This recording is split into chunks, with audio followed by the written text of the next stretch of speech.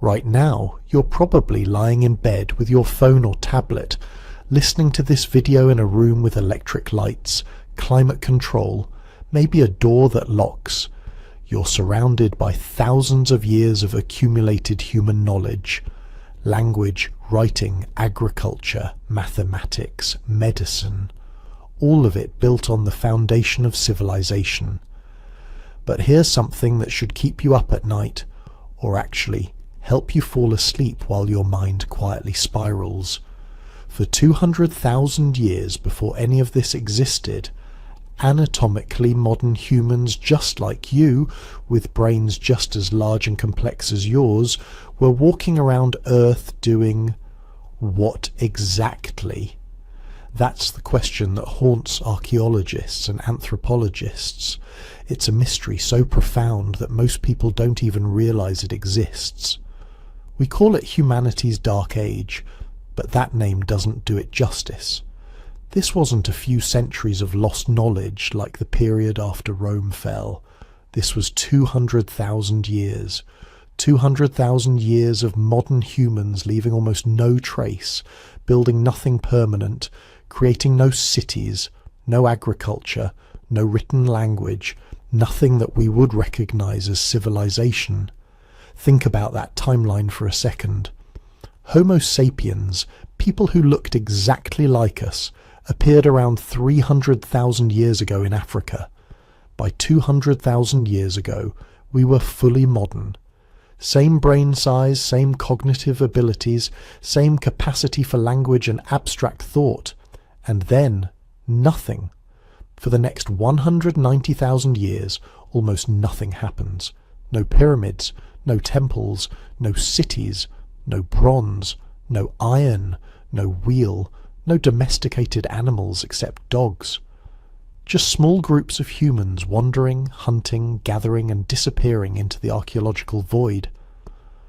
The first real civilizations don't show up until around 10,000 years ago. That's it. All of recorded history, everything you learned in school, every pharaoh and emperor and kingdom and war, all of it happened in the last 5,000 years. Which means we spent 97% of our existence as modern humans doing something completely different. Something we've almost entirely forgotten. If you're using this to fall asleep, perfect. That's exactly why I make these. Maybe hit subscribe and tell me where you are and what time it is right now. I love checking comments and seeing Seoul at sunrise, Seattle at midnight, Sydney at lunch, all watching at once, all wondering the same thing. What were we doing for all those lost millennia? See, this isn't just an academic curiosity. This is personal. Those people living 100,000 years ago weren't some primitive proto-humans. They were us. They had the same emotional capacity you do. They fell in love, they grieved their dead, they looked at the stars and wondered what they were. They created art. We know this because we found cave paintings dating back 45,000 years, maybe older. They made jewelry. They buried their dead with ceremony. They had culture and language and music. They were fully human in every sense that matters. But they didn't build civilizations. For 200,000 years they didn't farm, didn't settle down, didn't create anything that would last. Why not? What was stopping them? Was it the environment, the climate? Were they missing some crucial piece of knowledge, some technological breakthrough that wouldn't come for another 190,000 years? Or is there something else? Something we're missing entirely? Recent discoveries are challenging everything we thought we knew about this dark age. Archaeological sites that shouldn't exist. Evidence of sophisticated technologies appearing and disappearing without explanation. Ancient structures that predate the supposed beginning of civilization by thousands of years. Genetic evidence suggesting populations' bottlenecks, migrations and mixing events we never suspected. Mathematical analysis of ancient astronomical alignments that imply knowledge we thought impossible for prehistoric people. The story you were taught in school goes like this. Humans evolved, spent a long time as simple hunter-gatherers, then about 10,000 years ago figured out farming, settled down, and boom, civilization. Nice, clean, linear progression. Except the more we dig, literally and figuratively, the more that story falls apart. The truth is vastly more complex, more mysterious, and honestly more unsettling. What were our ancestors doing during those 200,000 years? How sophisticated were they really? What knowledge did they possess that left no trace? And most importantly, what happened to it all? Why did humanity spend so long in the shadows before suddenly, explosively, rising to dominate the entire planet? These are the questions we're going to explore. Not with easy answers or comfortable certainties, but with the evidence, the mysteries, and the shocking gaps in what we know. Because understanding humanity's dark age isn't just about the past, it's about understanding what we are, what we're capable of, and what we might become. It's about recognizing that our current civilization, as permanent as it feels, is just the latest chapter in a story that's been running for 300,000 years, and for most of that time the pages have been blank. So let's turn back the clock, way back before writing, before cities, before everything you think of as human history, back to the lost millennia when we were already human but not yet civilized, back to the dark age before humanity rose. Here's where the story gets complicated. Because if you ask an anthropologist when modern humans first appeared, you'll get an answer that seems straightforward. Homo sapiens emerged around 300,000 years ago in Africa. We've got the fossils to prove it. Skulls with high foreheads, reduced brow ridges, gracile bone structure. All the anatomical features that define our species. Case closed, right? Except it's not that simple. Not even close. Because having a modern human body doesn't mean you have a modern human mind. And this is where things get really weird. For roughly 230,000 years, anatomically modern humans walked around Africa doing basically the same things their ancestors had been doing for millions of years. Making simple stone tools, hunting and gathering using techniques that wouldn't look out of place 500,000 years earlier. Living in small groups with limited technology and no particular indication they were anything special. They had the hardware, the big brains, the vocal apparatus capable of complex speech, the manual dexterity to create sophisticated tools. But something was missing. The software, if you will. The cognitive operating system that would eventually allow humans to create art, build civilizations, develop agriculture, invent writing. All the stuff that makes us recognizably human wasn't there yet.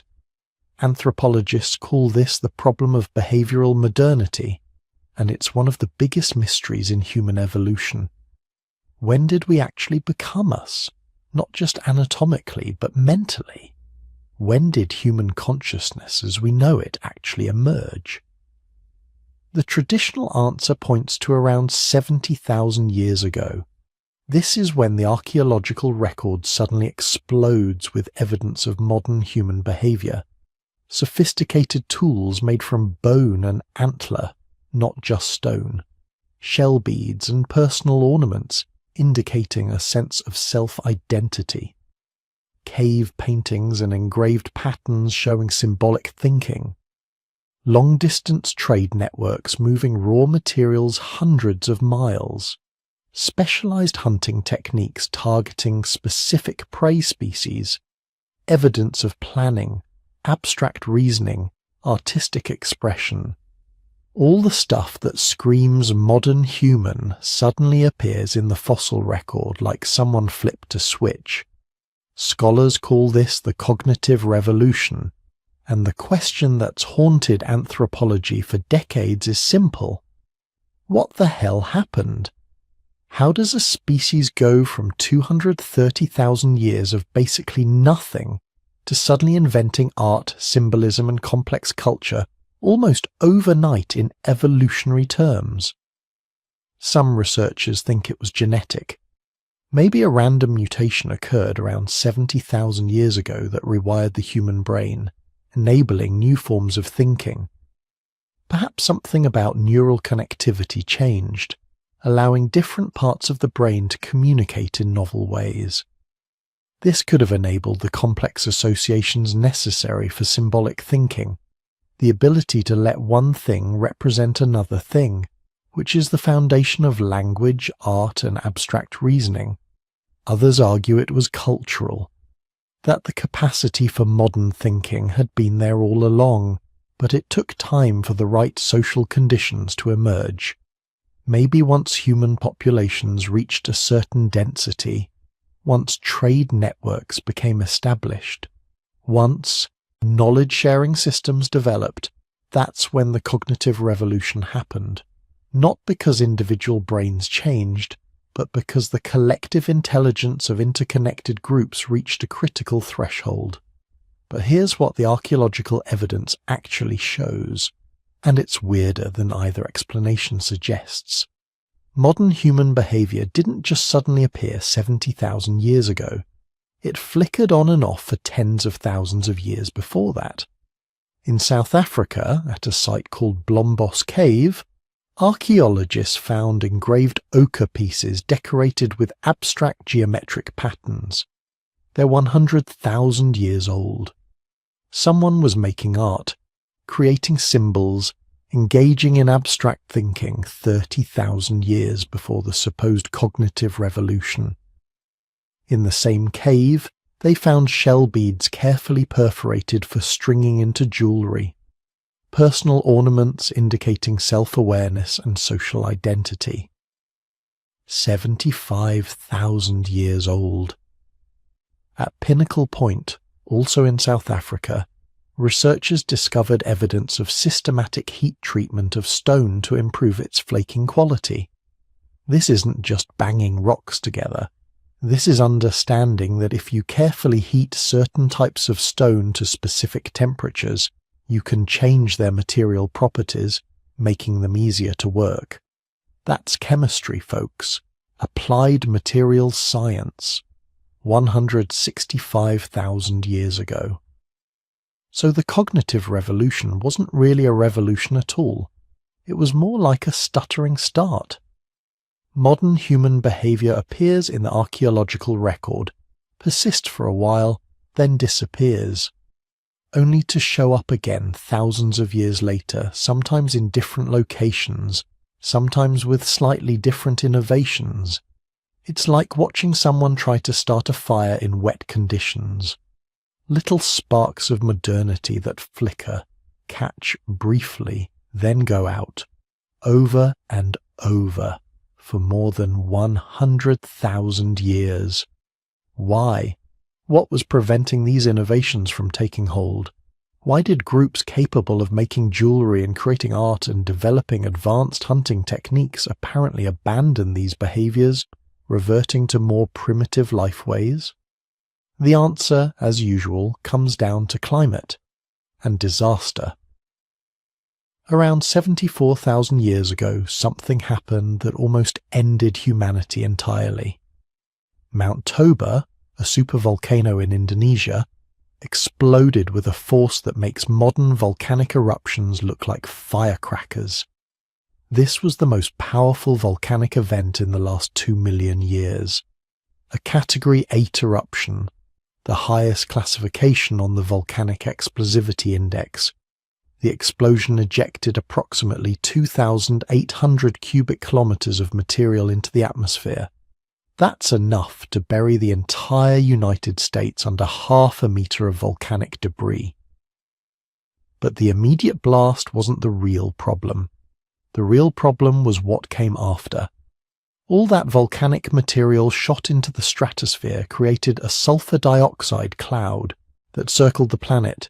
It blocked sunlight, dropped global temperatures by possibly 15 degrees Celsius in some regions, and triggered what's known as a volcanic winter that lasted years, maybe decades.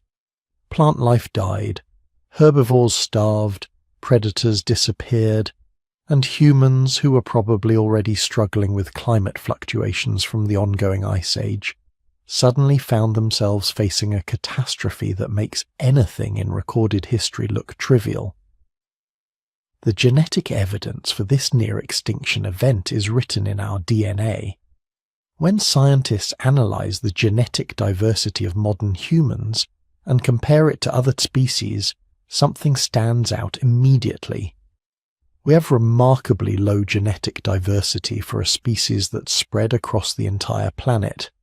Chimpanzees, who live in a fraction of the territory humans occupy, have more genetic variation than we do, way more. The explanation is a population bottleneck.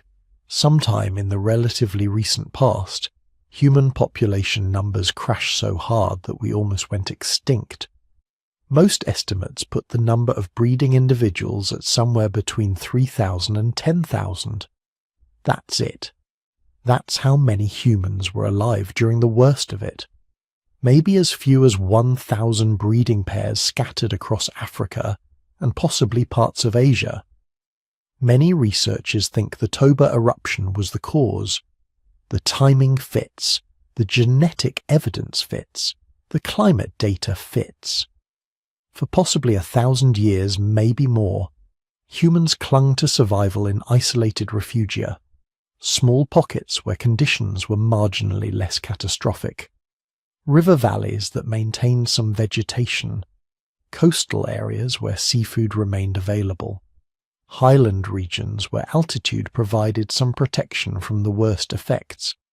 The archaeological record from this period becomes vanishingly thin. There are sites, but they're few and far between, showing small groups using simple technologies, probably just trying to survive day to day with no resources left over for art or innovation or cultural development. All those flickering signs of behavioral modernity that had appeared in the earlier periods, gone. Survival mode doesn't leave time for painting caves or making jewelry. But humans didn't go extinct. Somehow those small scattered populations held on. They adapted to the harsh conditions. They developed survival strategies that worked even when almost everything else was dying. And they maintained just enough genetic diversity, just enough connection between groups to survive as a species. Then, slowly, the volcanic winter ended. Temperatures began to rise, plants returned, animal populations recovered, and humanity, forged by the most extreme selection pressure imaginable, began to expand again. But here's the thing. The people who emerged from this bottleneck weren't the same as those who entered it. Thousands of years of intense natural selection had refined human populations for intelligence, cooperation, and adaptability.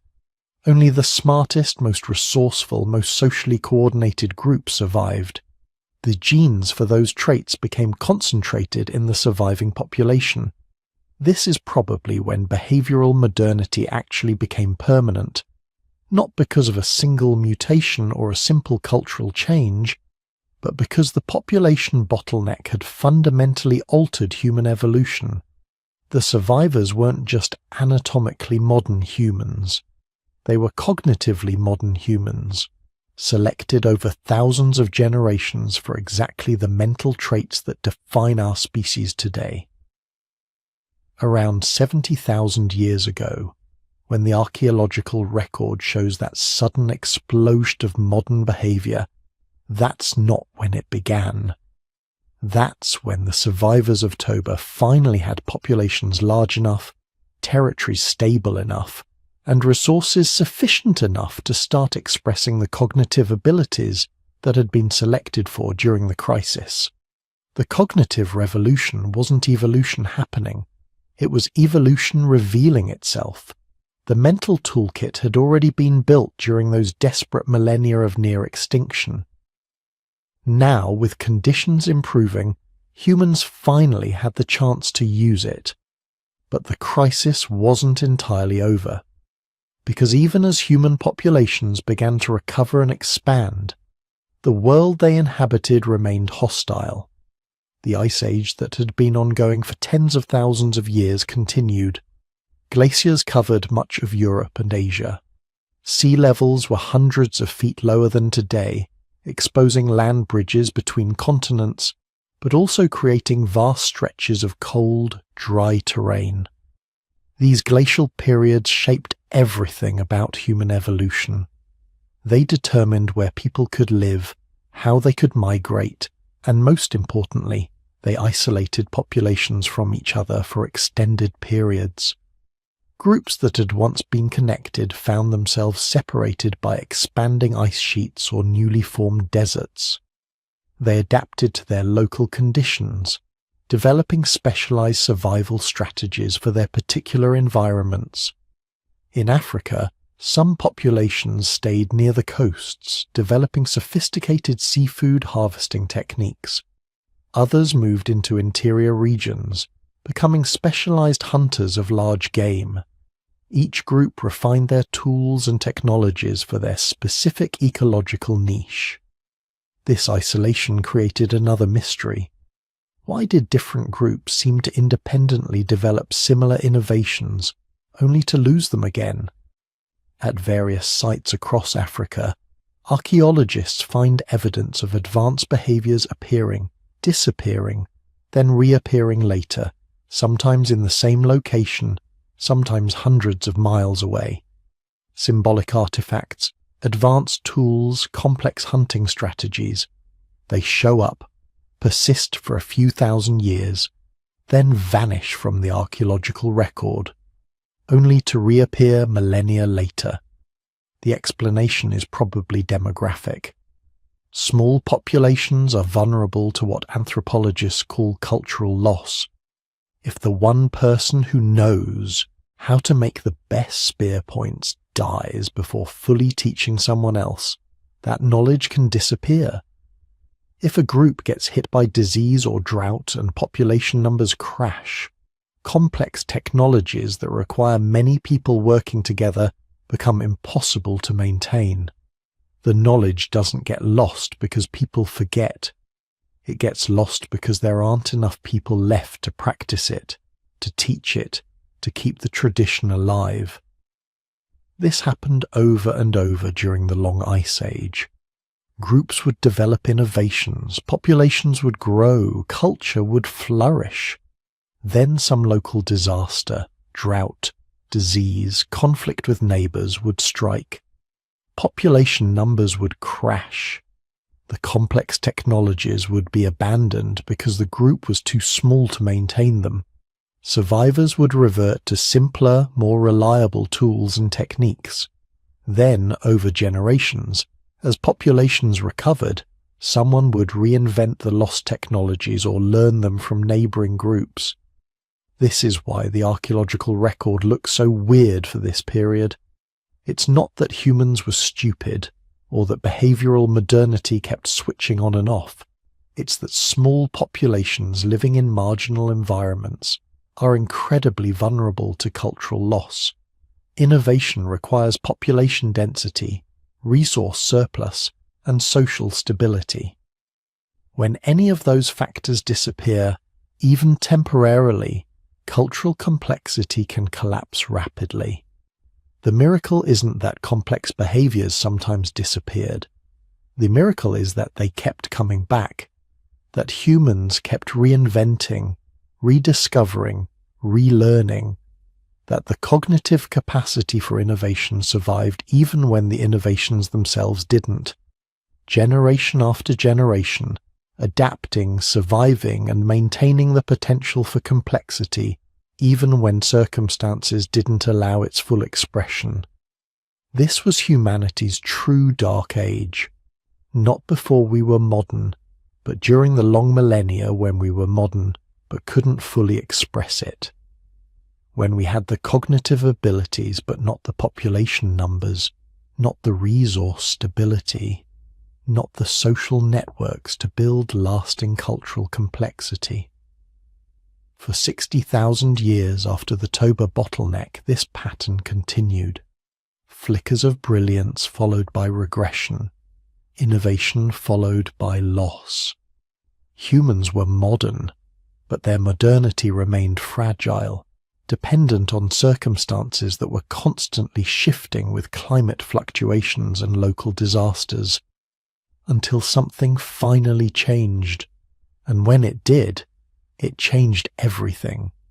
But that's the next chapter of the story. Here's something nobody tells you about our hunter-gatherer ancestors. They weren't primitive. They weren't simple. They weren't just wandering around hitting things with sticks and hoping to stumble across dinner. For over 200,000 years, anatomically modern humans lived as hunter-gatherers, and somewhere along the way, we convinced ourselves that those 200,000 years were basically just a long, boring prologue to the real story of human civilization. Agriculture shows up 12,000 years ago, and suddenly that's when history actually begins. Everything before? Just waiting, just survival, just existing. Except that's completely wrong. The archaeological discoveries of the last few decades have shattered that narrative so thoroughly that we need an entirely new way of thinking about our pre-agricultural past. Because what we're finding isn't evidence of primitive simplicity. We're finding complexity, organization, sophistication, cultural achievements that shouldn't exist according to everything we thought we knew about human development. Start with Göbekli Tepe.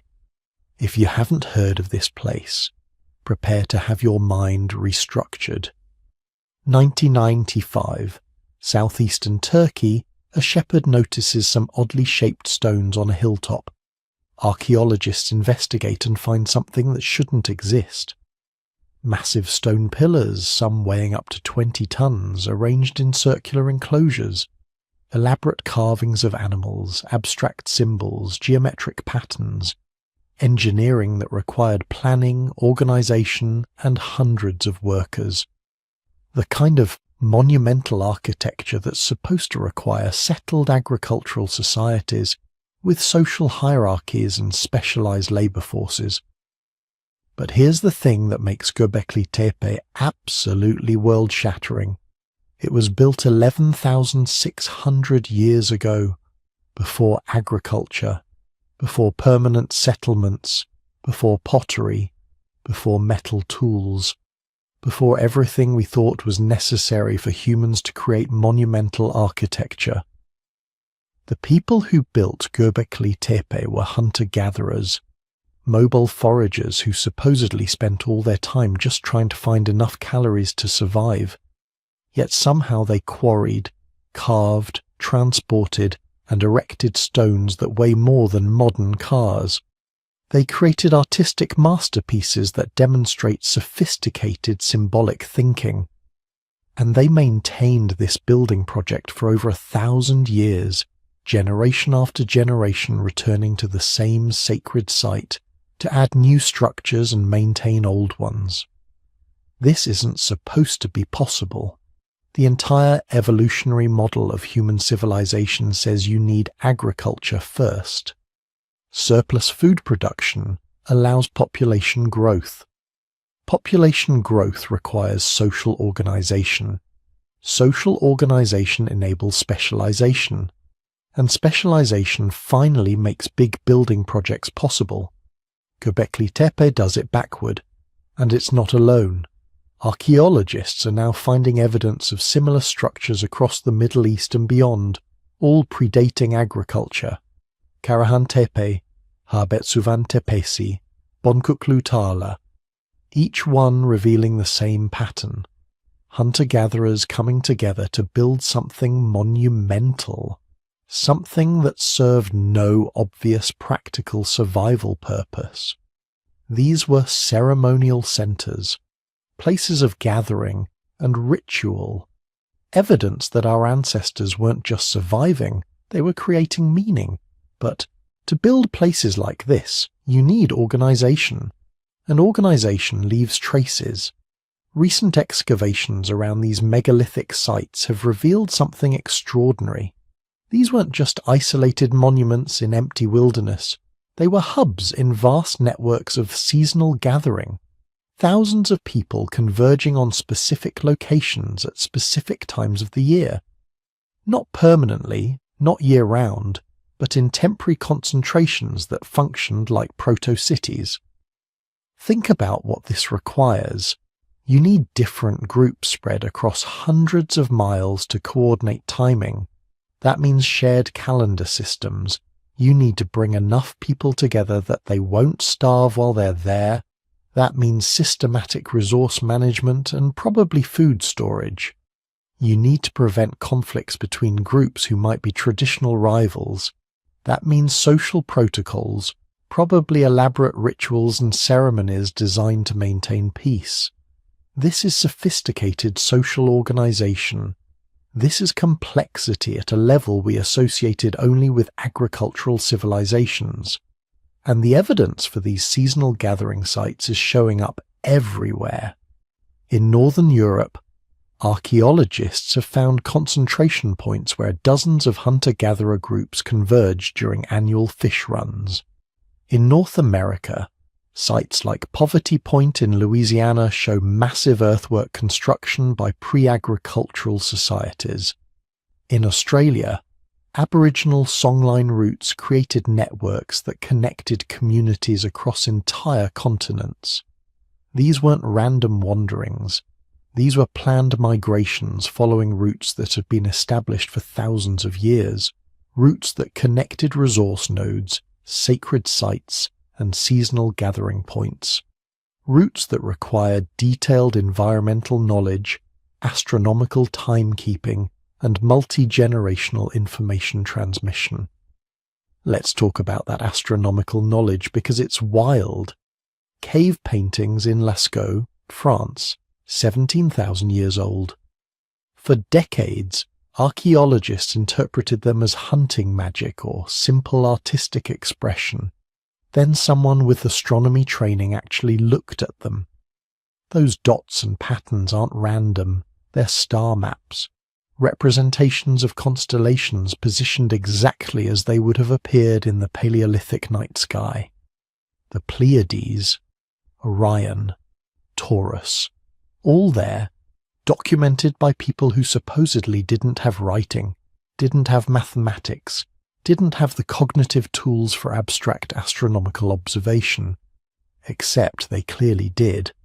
Cave art sites across Europe show similar patterns, not just animals and handprints, but systematic notations that appear to track lunar cycles. 32 dots arranged in crescents, 29 notches carved in sequence. These aren't decoration, they're data recording.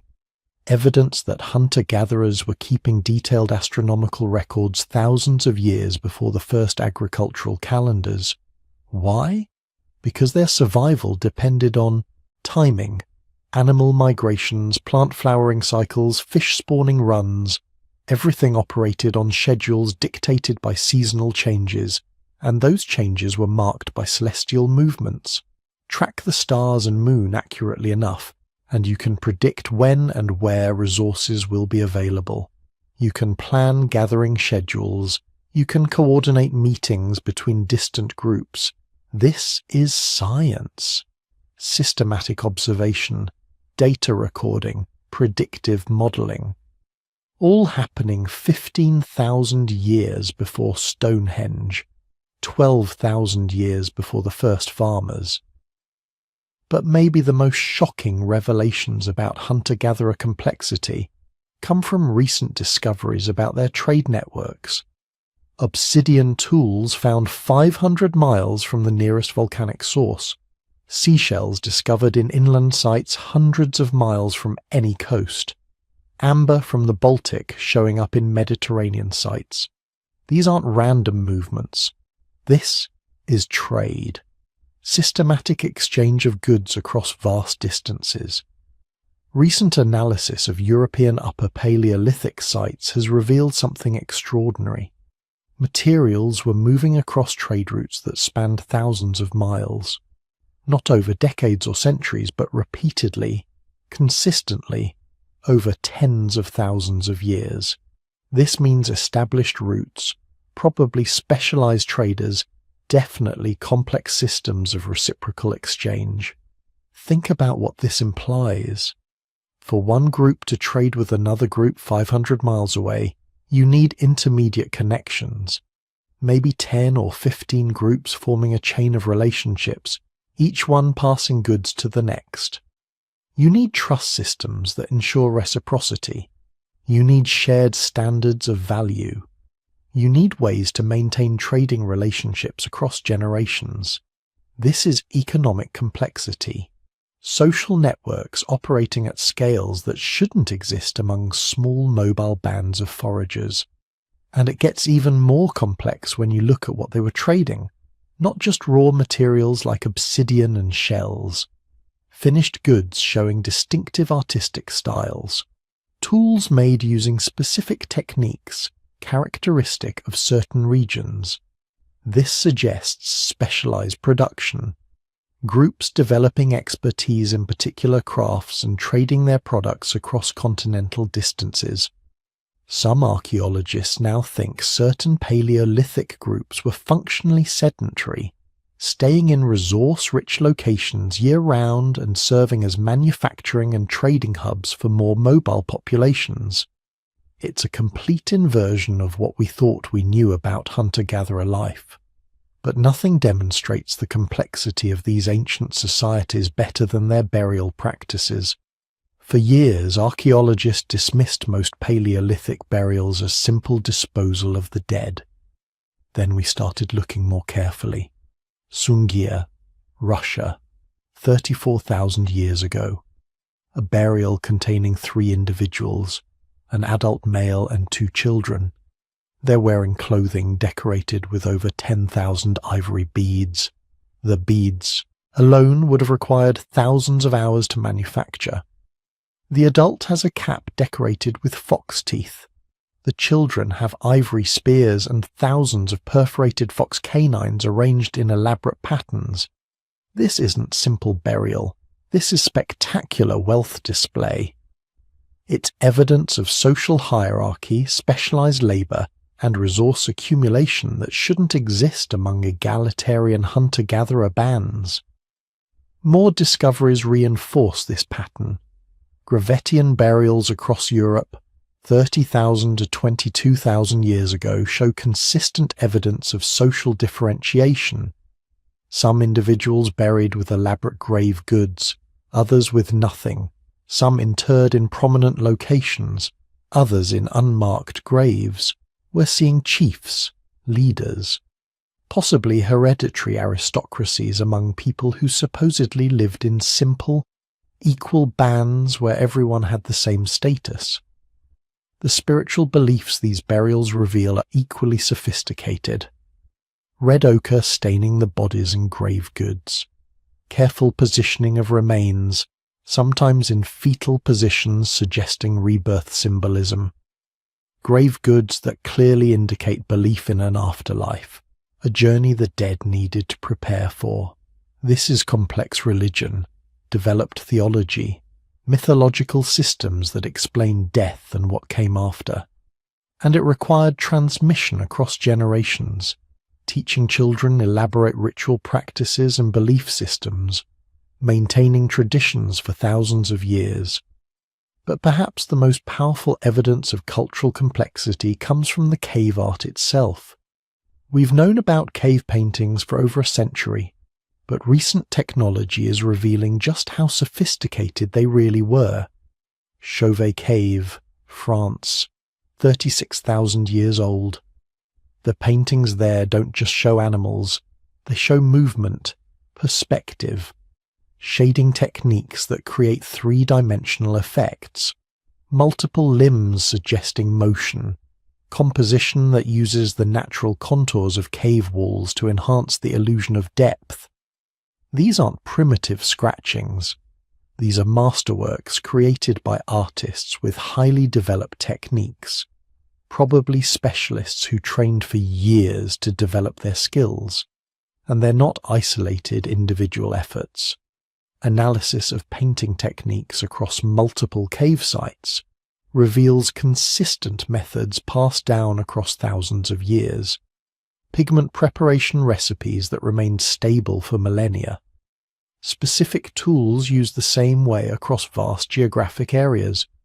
This is cultural transmission at scale. Knowledge systems maintaining technical information across hundreds of generations. Some researchers now think the caves functioned as teaching spaces, places where master artists trained apprentices, passing on techniques, symbolic meanings and cultural traditions. The paintings weren't just art, they were textbooks, libraries of knowledge encoded in images that lasted tens of thousands of years. What we're learning from all this evidence is that the primitive, savage narrative was catastrophically wrong. Our hunter-gatherer ancestors weren't simple. They weren't just surviving. They weren't waiting around for some agricultural revolution to finally allow them to develop complex societies. They already had complex societies. They had trade networks, social hierarchies, specialized labor, astronomical knowledge, artistic traditions, religious beliefs, and organizational capabilities that allowed them to coordinate activities across vast regions. So why didn't they develop agriculture earlier? Why did it take 200,000 years of anatomically modern humans before someone decided to start planting seeds? That's the real mystery, because clearly the cognitive capacity was there, the social organization was there, the knowledge transmission systems were there. Everything necessary for civilization existed for millennia before civilization actually appeared. Something was holding them back. Or maybe, just maybe, they weren't being held back at all. Maybe they had something we lost, knowledge we forgot, technologies we can barely imagine. Maybe those 200,000 years weren't waiting for civilization. Maybe they were something else entirely, something we still don't understand. Here's something that should keep you up at night. Everything we think we know about ancient human capabilities is based on what survived. Stone tools, bones, the occasional charcoal smear in a cave. But stone and bone are just the things that don't rot. What about everything else? What about the technologies that were made from wood, plant fibers, animal skins? Things that decompose completely within years or decades. Because when you really think about it, the archaeological record isn't showing us what ancient humans could do. It's showing us the tiny fraction of what they did that happened to be made from materials that last hundreds of thousands of years. Let's start with something that sounds simple but absolutely isn't. Adhesives. We have direct evidence that humans were making sophisticated glues at least 200,000 years ago. Not just any glues. Complex adhesives that required multi-step chemical processes to create.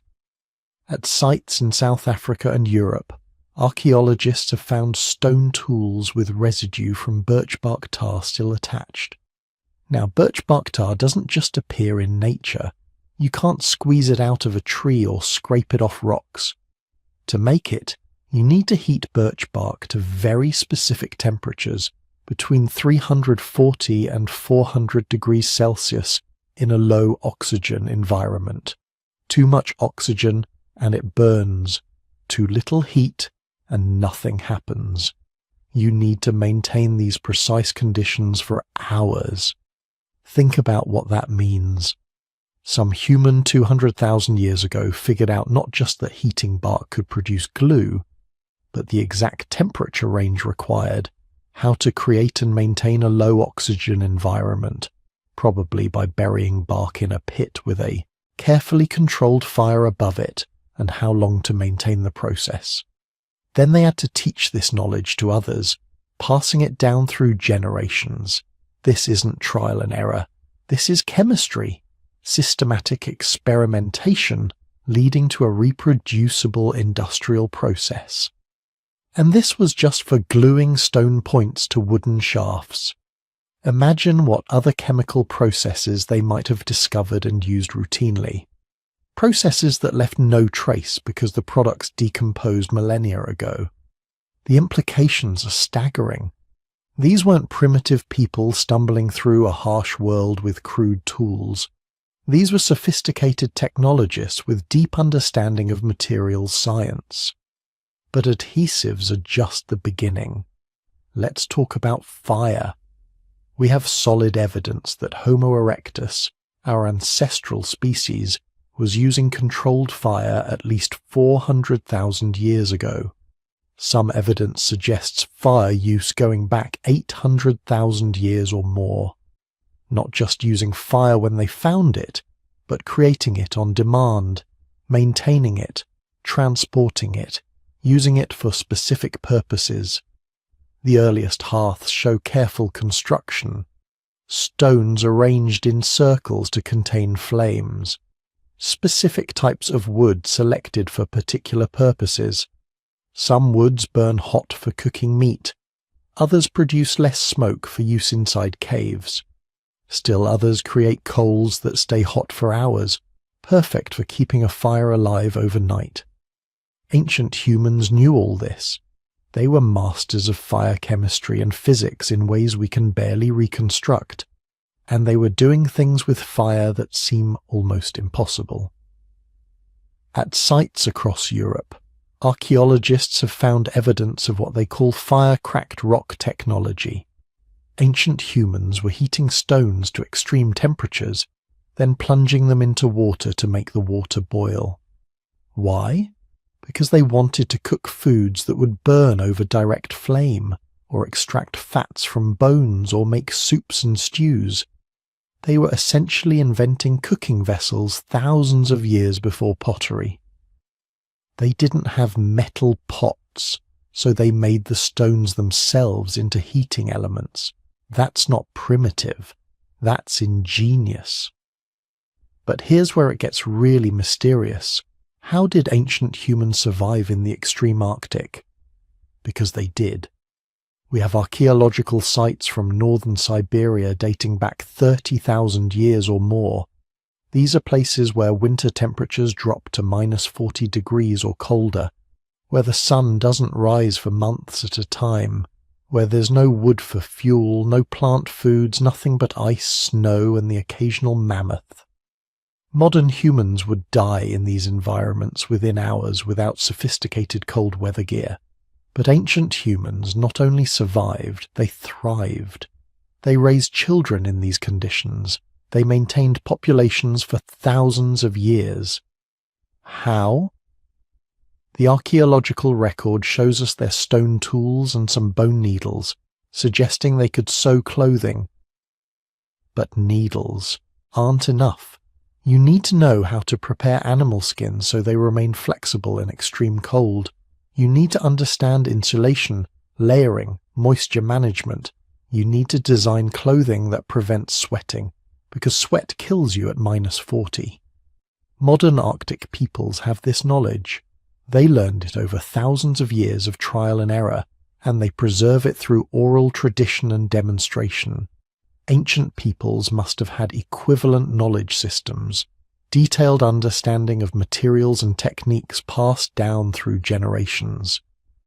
But almost none of it survived. We can infer it existed because otherwise the people would have died.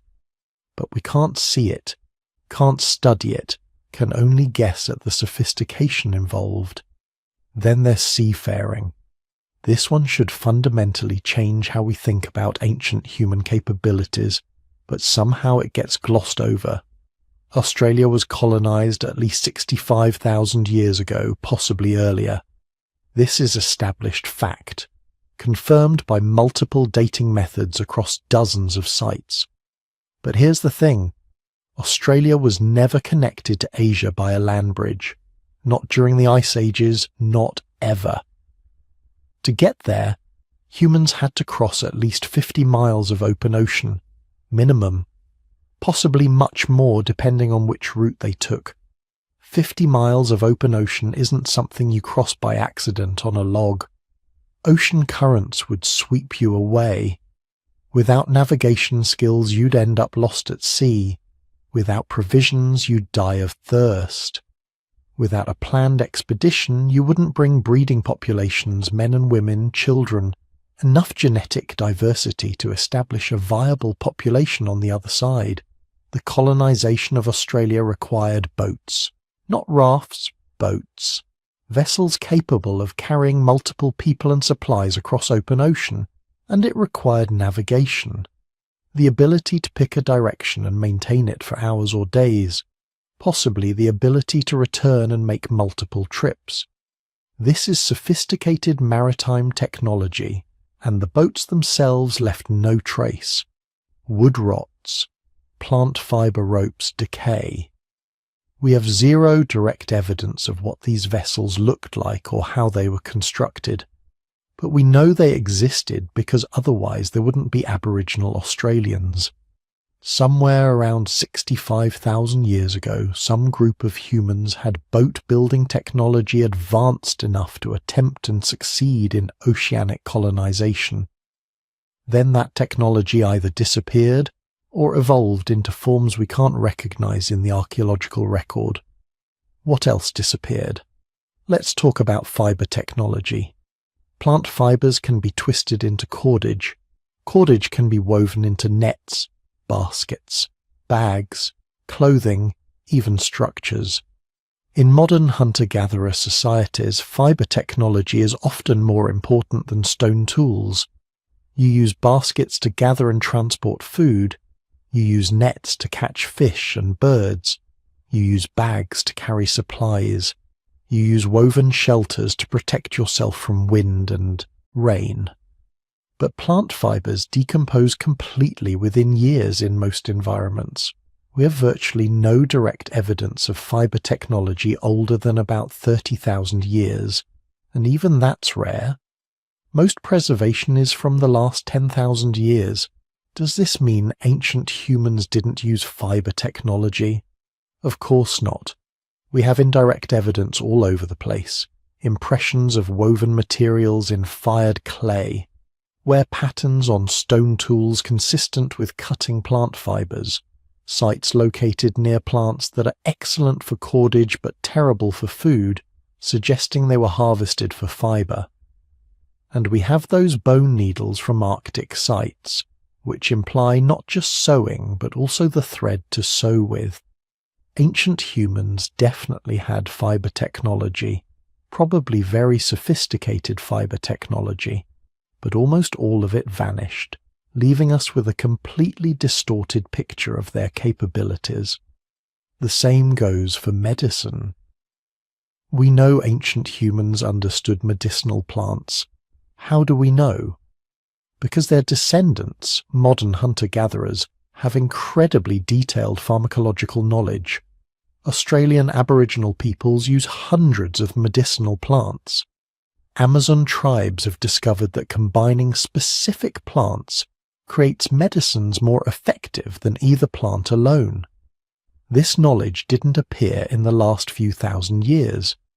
It represents tens of thousands of years of experimentation, observation, and information transfer. Some of this knowledge is preserved in the archaeological record, but only barely. We find Neanderthal skeletons with healed injuries that should have been fatal, broken bones that mended properly, indicating the individual was cared for during months of recovery, dental abscesses that were apparently survived despite the excruciating pain and infection risk. These people had medical knowledge. They understood wound care, probably used plant-based antiseptics, possibly even performed crude surgeries. At one site in France, archaeologists found a Neanderthal skeleton with a healed amputation. This individual had lost a forearm, probably in an accident, and the wound had been treated successfully enough that they survived for years afterward. Think about what that requires. You need to control bleeding, prevent infection, provide enough nutrition for healing, Care for someone who can't hunt or gather effectively. This is organized medical care. But we have no direct evidence of the medicines used, the procedures followed, the knowledge systems that made this possible. Then there are the really controversial possibilities, the technologies that might have existed but left so little trace that we can't be sure. Take ceramics. We know pottery appears around 20,000 years ago in China, earlier than anywhere else. But pottery requires you to figure out that certain clays, when heated to high temperatures, become hard and waterproof. Is it possible ancient humans discovered this much earlier but only used ceramics for purposes that don't preserve well or haven't been found yet? Or consider fermentation. Modern hunter-gatherers ferment foods to preserve them, improve digestibility, even create mildly alcoholic beverages. These processes require understanding of microorganisms, temperature control, timing. Did ancient humans ferment foods? Probably. Can we prove it? Almost never, because fermented foods decompose completely. Some researchers have suggested even more radical possibilities. Could ancient humans have understood astronomy well enough to navigate by stars? We have stone arrangements from 10,000 years ago that seem aligned with celestial events, but nothing older. Could they have developed mathematical systems for tracking seasons, animal migrations, resource availability? Modern Aboriginal Australians use complex calendar systems based on ecological observations. Did their ancestors have similar systems 40,000 years ago? We have no way to know. The truth is, every human population that survived into the modern era carried with them knowledge systems developed over hundreds of thousands of years. The San peoples of southern Africa use tracking techniques so sophisticated they can identify individual animals from footprints and determine the animal's health, behavior, even emotional state. This knowledge didn't appear overnight. It represents countless generations of observation and teaching. What other knowledge systems existed in populations that didn't survive? What did the Neanderthals know that died with them? What techniques did ancient populations develop, use for thousands of years, then lose when populations declined or environments changed? We're looking at the past through a tiny keyhole. We see stone tools because stone survives. We see some bone because bone sometimes survives. But everything else, probably 95% or more of ancient human technology and knowledge, it's just gone, decomposed, eroded, lost to time, and that means every confident statement about ancient human capabilities is probably wrong. Not because the evidence we have is bad, but because the evidence we have is desperately incomplete. Those people weren't primitive. They were sophisticated, knowledgeable, technologically innovative. They just used materials that time destroyed. And that changes everything about how we should think about the long dark age before civilization. Maybe it wasn't dark at all. Maybe we're just blind to almost everything that happened. So here's the question that should haunt us. If modern humans have been around for 300,000 years, with brains essentially identical to ours, why did civilization only emerge 12,000 years ago? What took us so long? Think about it. For 288,000 years, roughly 96% of our existence as a species, humans lived without cities, without writing, without agriculture, without any of the things we consider fundamental to civilization. That's not a brief delay. That's almost the entire human story. And the answer isn't that our ancestors were stupid or lazy. The answer is that the world itself was actively hostile to civilization. The primary culprit was climate. Not just bad weather, but systematic, unpredictable. civilization-destroying climate instability that made agriculture nearly impossible for most of human history. During the Pleistocene epoch, which lasted from about 6 million years ago until 11,700 years ago, Earth's climate was in constant flux. Not gentle seasonal changes, but massive swings between glacial and interglacial periods that could happen within a human lifetime. Ice cores from Greenland tell us the story. The data shows temperature swings of up to 15 degrees Celsius happening in just decades, sometimes even faster. Rainfall patterns that would shift dramatically and unpredictably. Growing seasons that could shrink from 6 months to 3 months within a generation. This is what climate chaos actually looks like. And it made systematic agriculture virtually impossible. Agriculture requires predictability. You need to know roughly when the rains will come, roughly how long the growing season will last, roughly what temperature ranges to expect. You plant seeds in spring, they grow through summer, you harvest in fall. The system works because the pattern repeats. But during the Pleistocene, patterns didn't repeat. A valley that had reliable rainfall for 50 years might suddenly experience a century of drought. A region with mild winters might abruptly face Arctic conditions.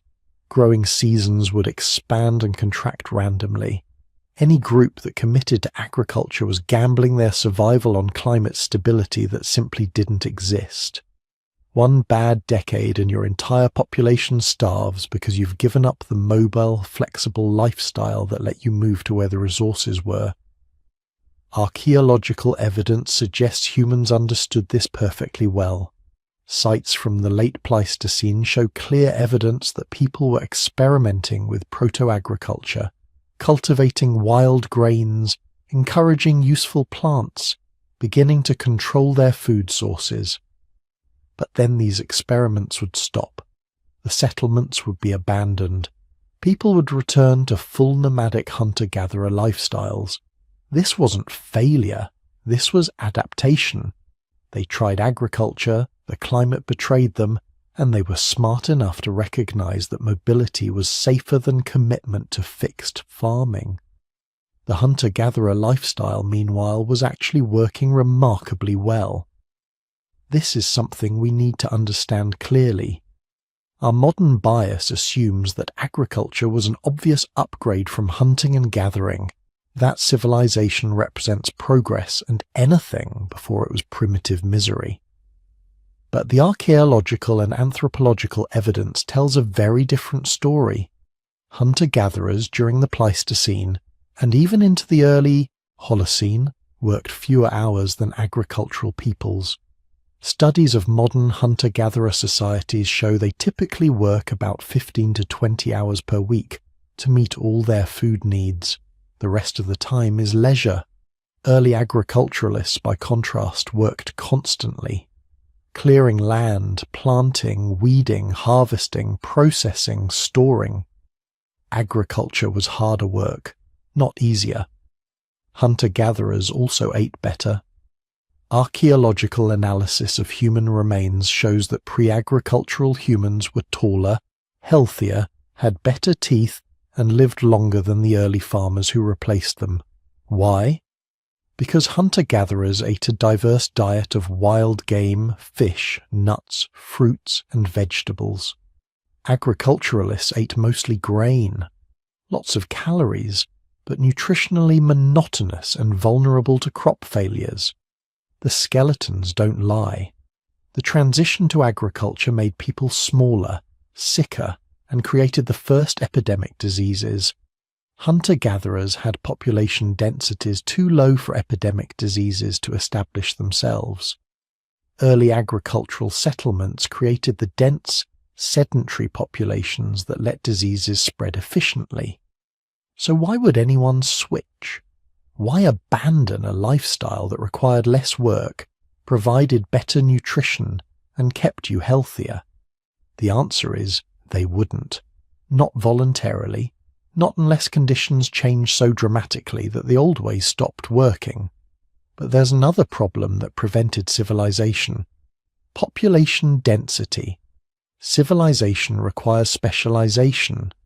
You need farmers who only farm, craftspeople who only make tools, priests who only perform rituals, warriors who only fight, administrators who only organize. But specialization is only possible when you have enough surplus food production to support people who aren't directly producing food. And surplus requires population density. You need enough people in one place that some of them can be spared from subsistence activities. During most of human history, population density was nowhere near the threshold required for specialization. Hunter-gatherer bands typically range from 20 to 50 individuals. At that scale, everyone needs to contribute to survival. You can't have full-time specialists because there aren't enough people to support them. Even when populations grew larger, they tended to split. When a band got too big, it would divide, with part of the group moving to new territory. This kept population density low and prevented the accumulation of specialized roles. You need populations in the thousands concentrated in one place before civilization becomes possible, and achieving that concentration required agricultural surpluses, which required climate stability, which didn't exist during the Pleistocene. It's a catch-22. You can't get civilization without agriculture. You can't sustain agriculture without stable climate. And you can't maintain concentrated populations without agricultural surpluses. The system only works if all the pieces come together simultaneously. But perhaps the most devastating barrier was the information loss problem. Human knowledge is cumulative, but only if it can be transmitted reliably across generations. And for most of human history, that transmission was fragile. Everything humans knew was stored in their brains and passed on through oral tradition. No writing meant no permanent records. No cities meant no schools or formal education systems. No specialization meant no dedicated teachers or scholars. Knowledge survived only if people remembered it and successfully taught it to their children. And that system is vulnerable, catastrophically vulnerable. When people die unexpectedly, their knowledge dies with them. When populations crash during famines or diseases, whole bodies of accumulated knowledge can vanish in a single generation. When groups migrate to new territories, they might abandon knowledge that was specific to their old environment. The archaeological record shows this pattern repeating throughout the Pleistocene. Regional populations developing sophisticated technologies, stone tool traditions showing clear refinement over thousands of years, then suddenly disappearing. Not because better technologies replaced them, but because the knowledge of how to make them was lost. The people who knew died, or the population that carried that knowledge went extinct locally, and the information simply vanished. This is the information bottleneck that prevented technological accumulation. Innovations would emerge, spread through small populations, then disappear when those populations faced catastrophes. Without writing to preserve knowledge independently of human memory, every disaster was also an information disaster. Modern humans experienced this personally when they left Africa 60,000 years ago. Many technologies common in African populations didn't make it to Europe or Asia, not because migrants couldn't have used them, but because the small founding populations didn't include individuals who possessed that specific knowledge. One person knowing how to make sophisticated fishing nets doesn't help if that person drowns before reaching the new territory. The knowledge dies with them, and everyone else has to reinvent it from scratch or go without. Then there's the resource abundance paradox. For much of the Pleistocene, despite all the climate chaos, wild resources were actually quite abundant. The Ice Age world was full of megafauna, massive herds of mammoths, bison, wild horses, giant deer. Plant resources were plentiful if you knew where to look and were willing to move seasonally to harvest them. Under these conditions, there was limited pressure to develop agriculture. Why spend years clearing land, planting seeds, and hoping the climate cooperates when you can just hunt the megafauna that are already everywhere? Why invest in food storage technologies when you can take down a mammoth that provides thousands of pounds of meat? Wild abundance removed the necessity that drives innovation. Humans develop new technologies when existing strategies stop working, not when everything is fine. The evidence suggests humans repeatedly invented proto-agricultural techniques during the Pleistocene, then abandoned them because hunting and gathering remained more reliable and less labor-intensive. Sites in the Middle East show people harvesting wild grains systematically 20,000 years ago, even building permanent structures for grain processing. But these settlements would last a few generations, then be abandoned. People return to mobile hunter-gathering. The same pattern appears in other regions. China shows evidence of rice cultivation experiments dating back 15,000 years that were abandoned.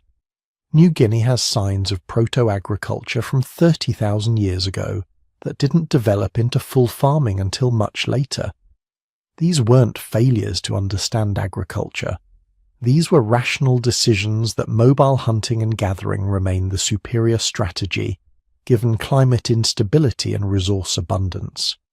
But the most devastating barrier to civilization was catastrophic reset events.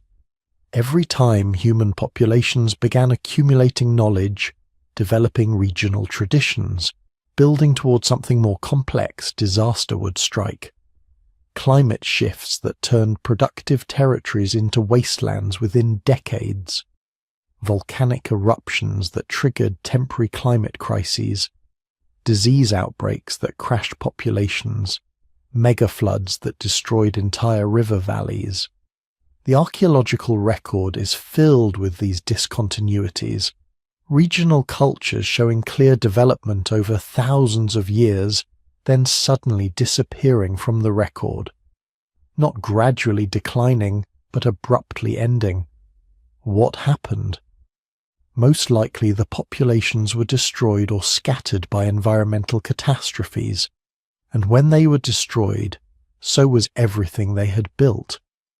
Not just their settlements, but their accumulated knowledge, their social structures, their technological traditions.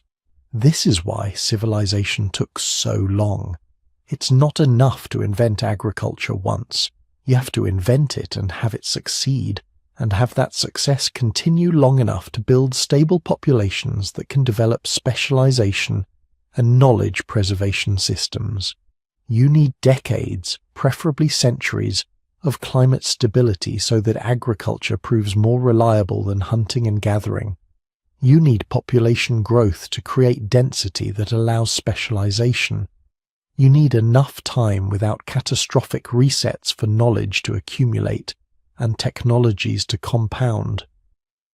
For 288,000 years, humans never got that stability. They would start building toward complexity, and the climate would shift, or a volcano would erupt, or a disease would strike, and everything would collapse. The survivors would retreat to mobile hunter-gathering because that was the only lifestyle, flexible enough to weather constant environmental chaos. Then, 11,700 years ago, something changed. The Ice Age ended. Not gradually, but relatively abruptly in geological terms. Within a few centuries, global temperatures stabilized. Rainfall patterns became predictable. Growing seasons lengthened and standardized. Sea levels stopped fluctuating wildly. For the first time in human history, the climate became stable enough that agriculture was not just possible, but actually advantageous. People in the Fertile Crescent who'd been harvesting wild wheat for thousands of years noticed something new. The growing seasons were consistent now. Year after year, the rains came at roughly the same time. The wild wheat grew predictably, and gradually, probably over many generations, they transitioned from harvesting wild stands to actively cultivating them, planting seeds, weeding out competitors, selecting for desirable traits. Within a few thousand years, multiple human populations independently invented agriculture, not because they suddenly got smarter, but because for the first time the climate allowed it to work reliably. The Fertile Crescent domesticated wheat and barley. China domesticated rice and millet. New Guinea domesticated taro and yams. Mesoamerica domesticated maize and beans. The Andes domesticated potatoes. Each region independently figured out agriculture because suddenly the conditions allowed it to succeed. And once agriculture succeeded, everything else followed. Surplus food allowed population growth. Population growth allowed specialization. Specialization allowed technological accumulation. Technological accumulation allowed further improvements in food production. The feedback loop that had been impossible during the Pleistocene finally began working. Within just a few thousand years after the climate stabilized, civilizations emerged on multiple continents, not because humans changed, but because the world did. The Dark Age before civilization wasn't about human limitation. It was about environmental constraints. For 288,000 years, Earth's climate was systematically hostile to the development of civilization. And the moment those constraints lifted, humans built cities, developed writing, created art and architecture and mathematics and everything else we associate with civilization. We were always capable. We were just waiting for the world to let us prove it. But here's the thing that keeps archaeologists awake at night. Everything we've talked about so far, all these lost civilizations, forgotten technologies, the vast expanse of human prehistory, it's based on an archaeological record that is fundamentally, catastrophically incomplete. We're not talking about missing a few puzzle pieces. We're talking about having maybe 1% of the puzzle and trying to reconstruct the entire picture. Because for hundreds of thousands of years, our ancestors lived, loved, built, created, and died without leaving behind anything we can find. And there are very specific reasons why so much disappeared. Why we're essentially blind to 99% of human history. Let's start with the most devastating loss, the drowning of human civilization. Because here's what most people don't realize. During the last ice age, which ended only 11,700 years ago, sea levels were 400 feet lower than they are today. 400 feet. That's a 40-story building worth of difference. And this wasn't just about having more beach. This fundamentally changed where humans could live and where they chose to live. Coastlines are prime real estate for hunter-gatherers. Abundant food from both land and sea. Natural harbours providing protection. Rivers bringing fresh water. Moderate climates without the temperature extremes of the interior. During the Ice Age, what we now think of as continental shelves were dry land. Vast coastal plains stretching for hundreds of miles beyond today's shorelines. And that's where people lived. That's where they built their settlements, developed their technologies, created their cultures. The archaeological evidence we do have supports this overwhelmingly. Virtually every early human settlement we've found near ancient coastlines shows heavy reliance on marine resources. Shell middens piled dozens of feet high, fish bones by the thousands, tools designed specifically for maritime exploitation. When early humans had access to coastlines, they used them intensively. So extrapolate that back 20,000 years, back 50,000 years, back 100,000 years. Where were the majority of humans living? On coastlines that are now underwater. The Persian Gulf was completely dry land during the Ice Age. A vast river valley where the Tigris and Euphrates merged into a single massive river system that flowed through what is now 600 feet of ocean. Archaeological surveys of the Gulf floor using sonar and submarine drones have found what appear to be stone structures, ancient river channels and possible settlement sites all submerged beneath the water. But we can't excavate them, can't carbon date them, can't study their artifacts or understand their culture. They're gone, drowned when the ice melted and the oceans rose.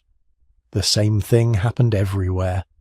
The coastlines of Southeast Asia, now submerged, were once a vast landmass called Sundaland, potentially home to millions of people over tens of thousands of years. The coastal regions of India, where sophisticated maritime cultures probably developed, now lie under hundreds of feet of water. The Mediterranean coast, the Atlantic seaboard, the Pacific Rim, all drowned, all lost, all taking with them the majority of human coastal settlement history. Some researchers estimate that 90% of human population during the Ice Age lived within 20 miles of coastlines. If that's even remotely accurate, then we've lost access to 90% of Ice Age human civilization. Not damaged, not fragmented, completely inaccessible, buried under oceanic sediment and seawater. But it gets worse, because even the inland sites that stayed dry face another devastating problem. Everything rots. Think about what ancient humans made things from: wood, plant fibers, animal skins, bone, shell, feathers, gut, hair. Every single one of these materials biodegrades, and not slowly. Under normal environmental conditions, organic materials start breaking down immediately after they're discarded. Wood can last maybe a few hundred years before it's completely decomposed. Leather and hides, maybe a few decades. Plant fiber baskets and clothing, gone in years. This means that 99% of everything our ancestors made has simply vanished, returned to the soil, consumed by bacteria, fungi, and insects, leaving no trace whatsoever. We find stone tools because stone doesn't rot. We find occasional bones because in very specific conditions, mineral replacement can preserve them. But we don't find the wooden handles those stone tools were attached to. We don't find the leather bags people carried things in. We don't find the plant fiber nets they used for fishing. We don't find the wooden shelters they lived in. We don't find the bark containers they stored food in. All gone, all decomposed, all leaving us with a completely distorted picture of ancient technology. Here's a thought experiment. Imagine archaeologists 50,000 years from now trying to reconstruct our civilization, but every single thing made from plastic, metal, paper, cloth, or any organic material has completely decomposed. All they can find is stuff made from stone and ceramic. What would they think we were like? They'd find stone buildings, ceramic tiles, maybe some glass. They'd completely miss computers, cars, books, clothing, furniture, basically everything that defines modern life. That's the position we're in trying to understand our ancestors. We have the stone tools but not the sophisticated wooden, fiber, and leather technologies that probably represented the majority of their material culture. And occasionally, very occasionally, we get lucky. A site gets waterlogged, creating anaerobic conditions where bacteria can't break down organic material. Or something gets frozen in permafrost, or buried in extremely dry desert conditions. And suddenly we get a glimpse of what we've been missing. The Magdalenian spear throwers from 17,000 years ago carved from reindeer antler with such artistic skill that they rival anything produced in the Renaissance. The 10,000-year-old baskets from Spirit Cave in Nevada, woven with such sophistication that modern basket makers study them to learn lost techniques. The 5,300-year-old Ötzi the Iceman, whose clothing revealed a technological complexity that completely contradicted our assumptions about Copper Age Europeans. Sophisticated layered garments, waterproof shoes stuffed, with grass for insulation, a copper axe with a carefully designed handle, a backpack frame, a first aid kit containing medicinal plants. This wasn't a primitive savage. This was someone with access to sophisticated technologies that normally never survive. And these are the rare exceptions, the 1-in-a-million preservation events that show us what we're missing everywhere else. For every Ötzi, there are millions of equally sophisticated individuals whose technologies rotted away without trace. For every preserved basket, there are billions that decomposed. The archaeological record isn't a representative sample of human history. It's a catastrophically biased selection of the tiny fraction of materials that happen to resist decay under unusual conditions. But even this incomplete, biased, fragmentary record faces another devastating filter: population replacement. Because humans don't stay put. We move, we migrate, we conquer, we displace. And when new populations move into a region, they don't preserve the archaeological sites of the people who came before. They build over them, quarry them for building materials, plough them under for agriculture, or simply forget they exist. The archaeological record is littered with examples of cultural discontinuity, places where one population simply vanishes from the record and is replaced by a completely different culture. What happened to the first people? Were they killed? Did they migrate? Did they assimilate? We don't know. Their stories are lost, their languages forgotten, their cultural knowledge gone. The replacement of European hunter-gatherers by Neolithic farmers around 8,000 years ago represents one of the most dramatic population replacements in human history. Genetic analysis shows that the original European hunter-gatherer populations were almost completely replaced by incoming farmers from Anatolia. These farmers didn't just add to the existing population, they largely replaced it. The hunter-gatherers who had lived in Europe for 40,000 years, who had survived the Ice Age, who had created magnificent cave art and sophisticated tools, their genetic contribution to modern Europeans is minimal. Their languages are completely extinct, their cultural practices mostly forgotten. They're gone. And they took their knowledge with them. 40,000 years of accumulated wisdom about European landscapes, animals, plants, survival strategies, all lost in a few thousand years of population replacement. This same pattern repeated across the globe. In the Americas, successive waves of migration created cultural discontinuities that broke the transmission of knowledge from earlier populations. In East Asia, population expansions and contractions erased entire cultural traditions.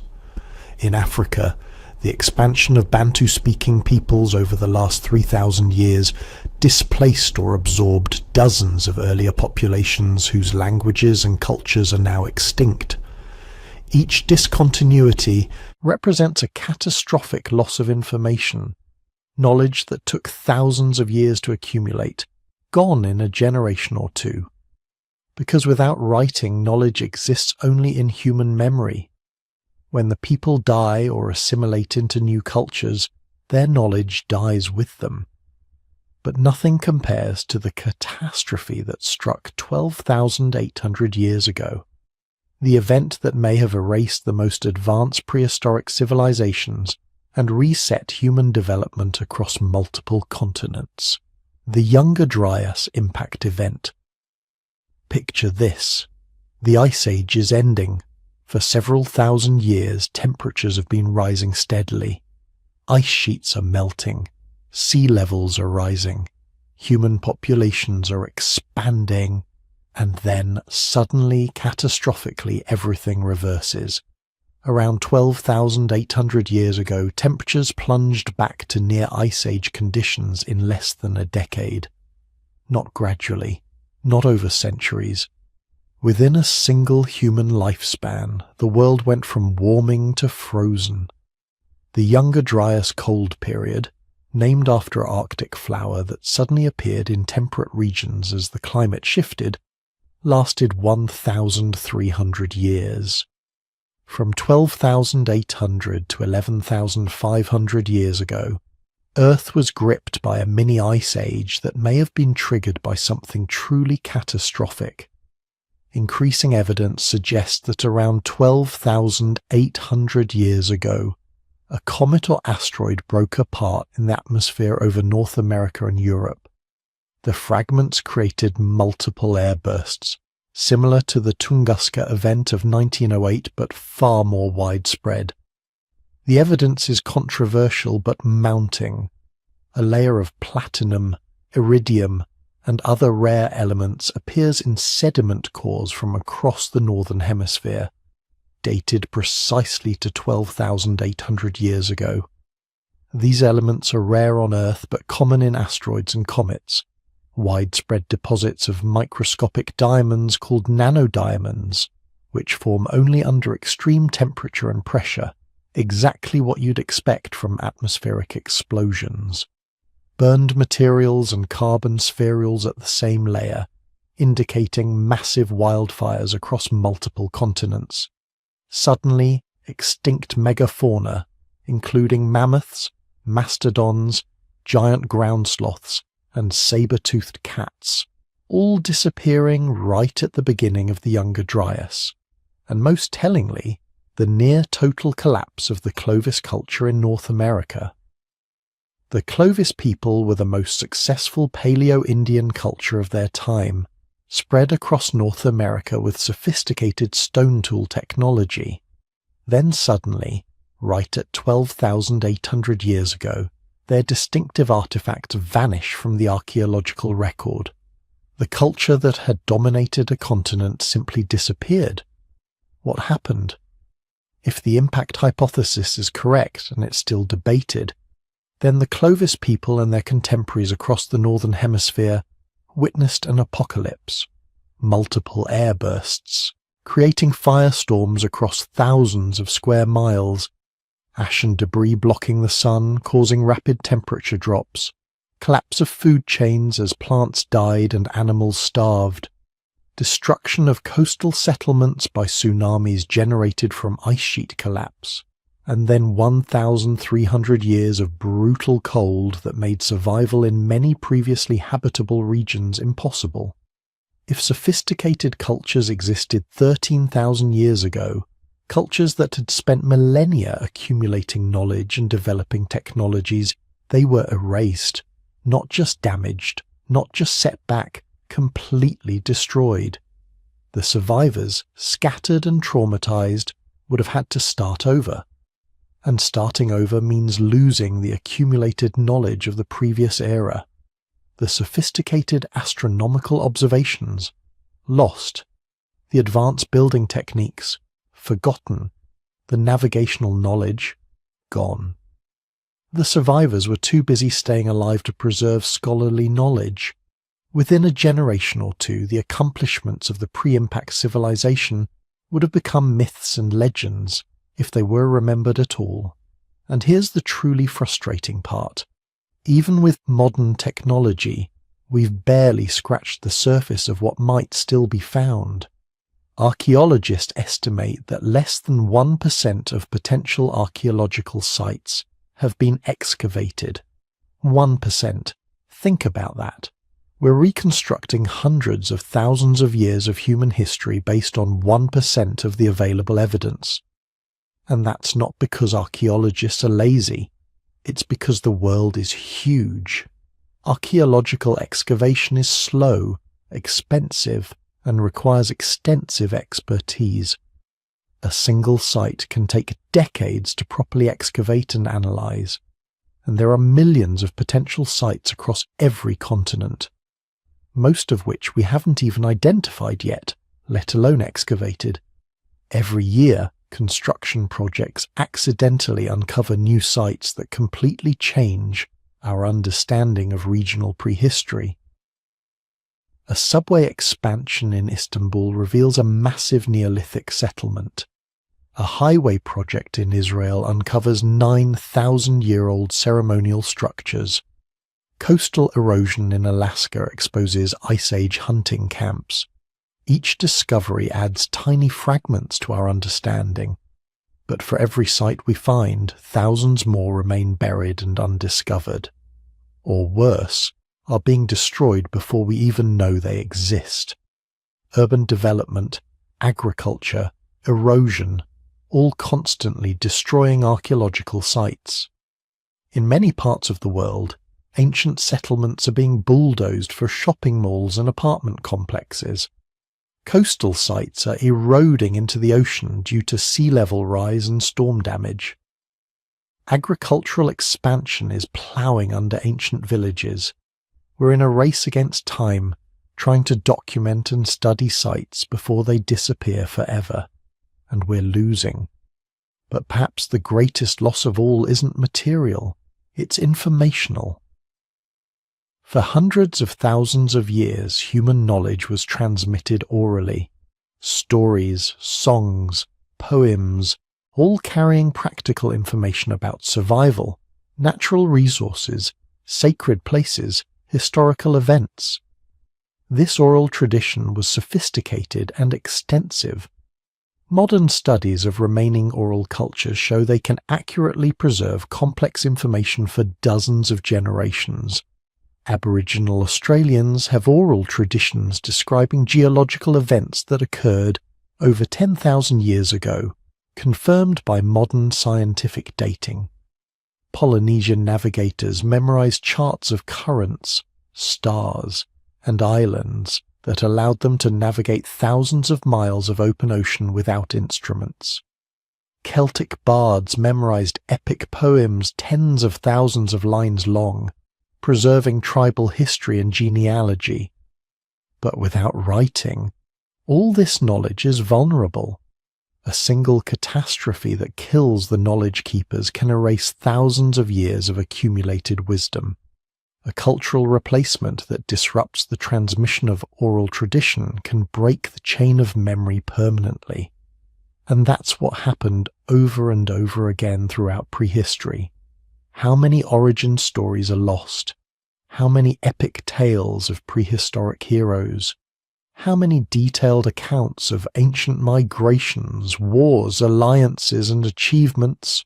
All gone, all forgotten, all leaving us with nothing but silent artifacts and ambiguous ruins.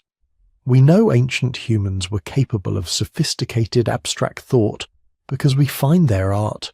We know they were capable of complex planning because we find their megalithic structures. We know they had rich cultural lives because we find their burial sites with grave goods. But we don't know their stories.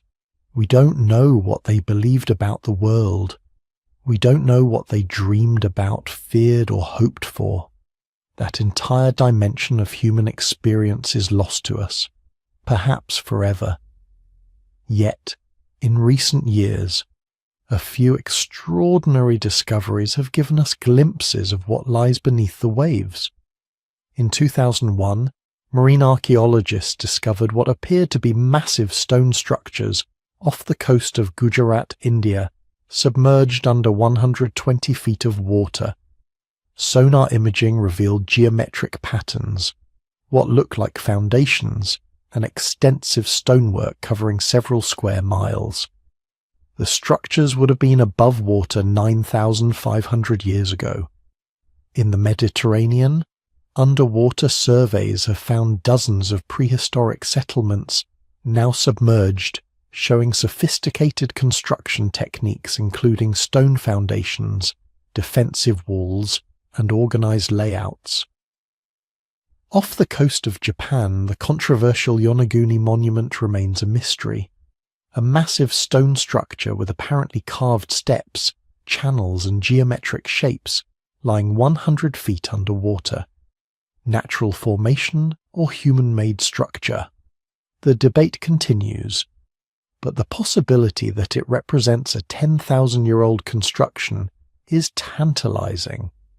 These underwater finds represent a fraction of what must exist on now submerged coastlines around the world. The technology to properly survey and excavate underwater sites is still developing. Most of the continental shelf remains unsurveyed, unknown, holding secrets that could revolutionize our understanding of human prehistory. Because here's what we're beginning to realize. The story we've told ourselves about human history, the simple narrative of primitive hunter-gatherers gradually developing civilization, it might be fundamentally wrong. Not because our ancestors were more advanced than we thought, though they might have been, but because we're missing most of the story. The Great Forgetting wasn't a single event. It was a continuous process. Rising seas drowning coastal settlements, organic materials decomposing, population replacements erasing cultural memory, catastrophic climate events destroying accumulated knowledge, oral traditions breaking down as languages went extinct, and the simple passage of time grinding everything to dust. We're like detectives trying to solve a case where 99% of the evidence has been destroyed. The few clues we have are fragmentary, biased, and often misleading. And yet, from these scattered fragments, we're trying to reconstruct the lives, achievements, and failures of hundreds of billions of people across hundreds of thousands of years. It's an impossible task. But it's also the only task we have, because understanding where we came from, understanding the long dark ages before civilization arose, that's essential to understanding who we are.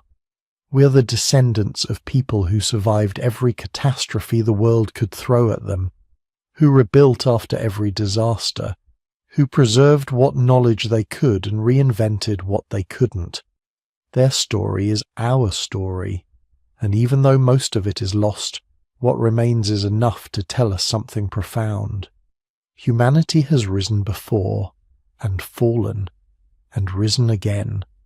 The Dark Age before civilization wasn't darkness in the sense of ignorance or primitivism, it was darkness in the sense of mystery, a vast expanse of time where human beings lived complex lives, developed sophisticated cultures and accomplished things we can barely imagine. But they did it without leaving records we can read, and so they vanished into the forgetting, leaving us to wonder what we've lost. Now we need to talk about the theories that make professional archaeologists throw things at their screens. Because here's the thing about a dark age lasting 290,000 years. It creates a lot of room for speculation. When you have modern humans with brains functionally identical to ours wandering around for hundreds of thousands of years, apparently doing not much of anything, people start asking questions, uncomfortable questions, questions that challenge the conventional narrative of slow, steady progress from primitive savagery to civilization. And some of those questions, to be honest, are worth asking. But others, well, let's just say they require believing things that the physical evidence doesn't really support. So let's wade into the controversial stuff, the alternative timelines, the fringe theories, the claims that make mainstream archaeologists roll their eyes so hard they risk permanent damage. And let's try to separate the genuinely intriguing mysteries from the complete nonsense. We'll start with one of the oldest and weirdest theories about human evolution, the aquatic ape hypothesis. This idea, first proposed in the 1960s, suggests that somewhere between 8 and 4 million years ago our ancestors went through an aquatic or semi-aquatic phase. that for some period of time early humans lived primarily in and around water, wading in shallow coastal environments, diving for shellfish, maybe even swimming in the open ocean. The theory tries to explain some genuinely odd features of human anatomy. Why are we basically hairless compared to other apes? Because we evolved in water, and fur is a disadvantage for aquatic mammals. Why do we have a layer of subcutaneous fat like seals and dolphins? Aquatic adaptation. Why can we hold our breath so much longer than other primates? Why do human babies instinctively hold their breath when submerged? Why do we walk upright when it's so biomechanically awkward on land?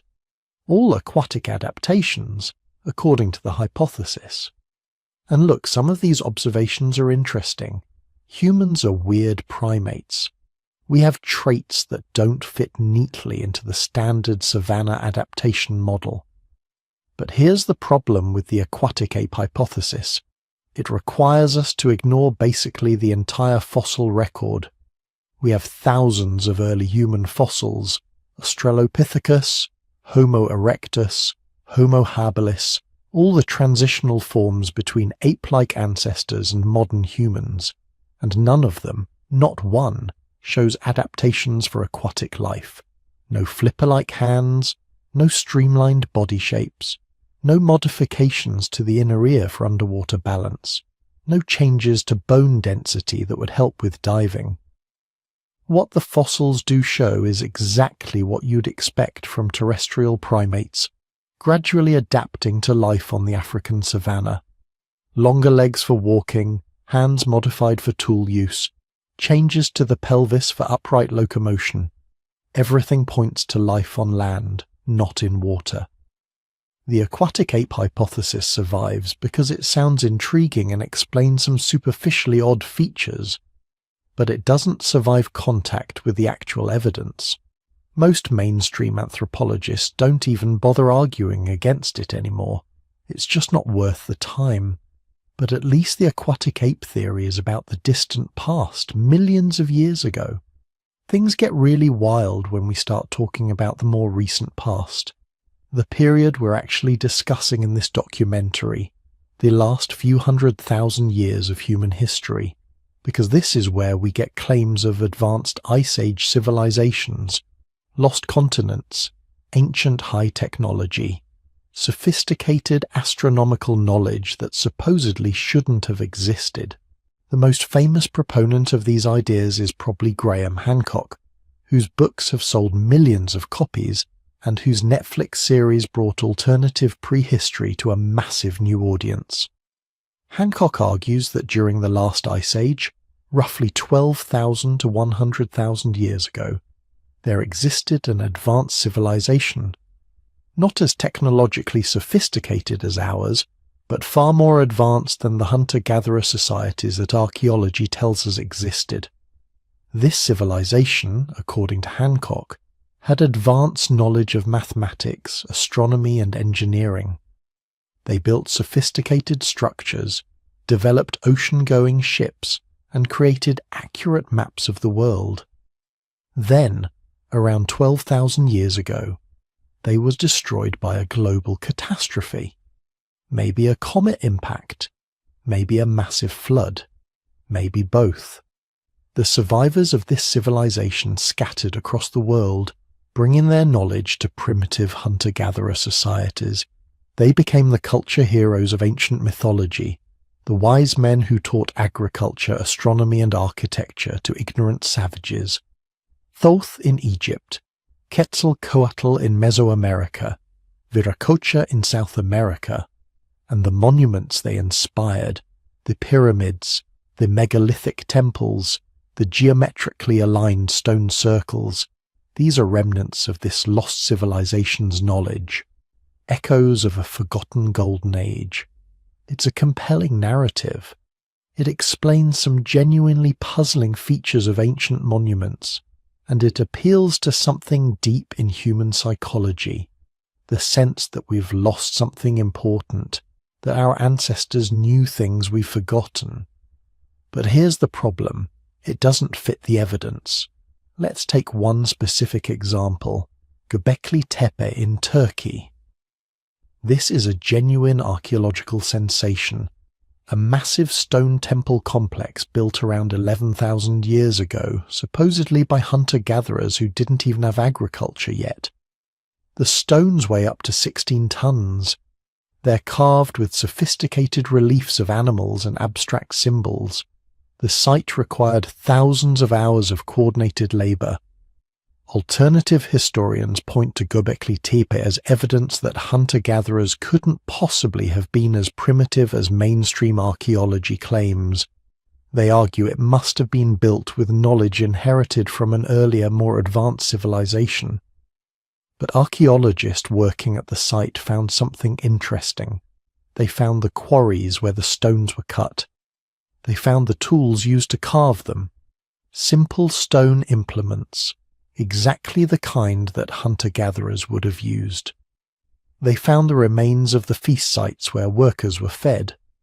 Wild game and gathered plants, no evidence of domesticated species. Most tellingly, they found evidence of the learning process. Earlier structures at Göbekli Tepe are cruder, less sophisticated. Later ones show increasing refinement and skill. This is exactly what you'd expect if the builders were developing their techniques through trial and error, not if they were working from inherited plans from an advanced civilization. Göbekli Tepe is amazing. It pushes back our understanding of what organized human societies were capable of. But it doesn't require lost civilizations to explain. It requires us to give Stone Age humans more credit than we usually do. The same pattern appears with other supposedly anomalous sites. The Great Pyramid of Giza. Yes, it's incredibly precisely aligned to cardinal directions. Yes, its dimensions encode mathematical relationships. But we also have extensive evidence of how it was built. Quarry marks, tool marks, worker villages, accounting records on papyrus. No advanced lost technology required. Just thousands of skilled workers using copper tools and a lot of patience. But what about those astronomical alignments? This is where things get genuinely interesting. Because the truth is, many Paleolithic and Neolithic sites do show sophisticated astronomical knowledge. Stonehenge aligns with solstices. Newgrange in Ireland has a passage that's illuminated only on the winter solstice. Sites across Europe show alignments with star risings and lunar cycles. And this stuff is old. Really old. Newgrange dates to around 3200 BCE. That's older than the pyramids. Some stone circles in Britain might be even older, possibly dating back 5,000 years or more. So what's going on? Did Stone Age people have advanced astronomical knowledge or not? The answer is yes, but we need to be careful about what we mean by advanced. Ancient people definitely paid close attention to the sky.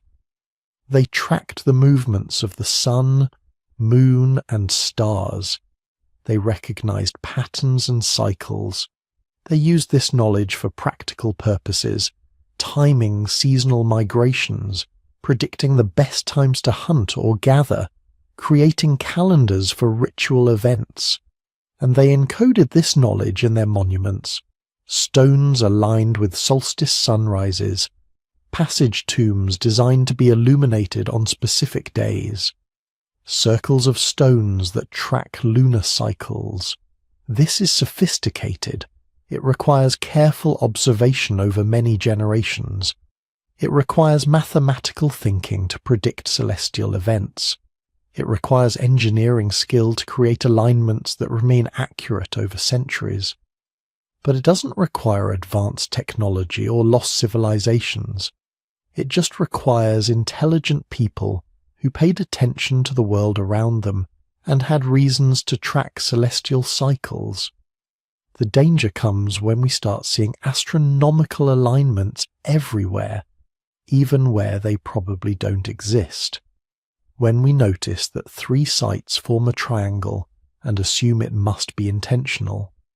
When we measure the dimensions of ancient structures and find they can be expressed as ratios of pi or phi, and assume this must represent advanced mathematical knowledge rather than, basic geometry, this is confirmation bias in action. When you're looking for evidence of lost knowledge, you'll find it, even in random data, especially in fragmentary archaeological records where so much is missing or uncertain. Then there are the anomalous artifacts, the out-of-place objects that supposedly shouldn't exist according to conventional chronology. The Baghdad battery, a clay jar that some claim is a 2,000-year-old electrical cell. Except it probably isn't. It's probably just a storage vessel, and when archaeologists try to replicate it as a battery, they get almost no electrical output.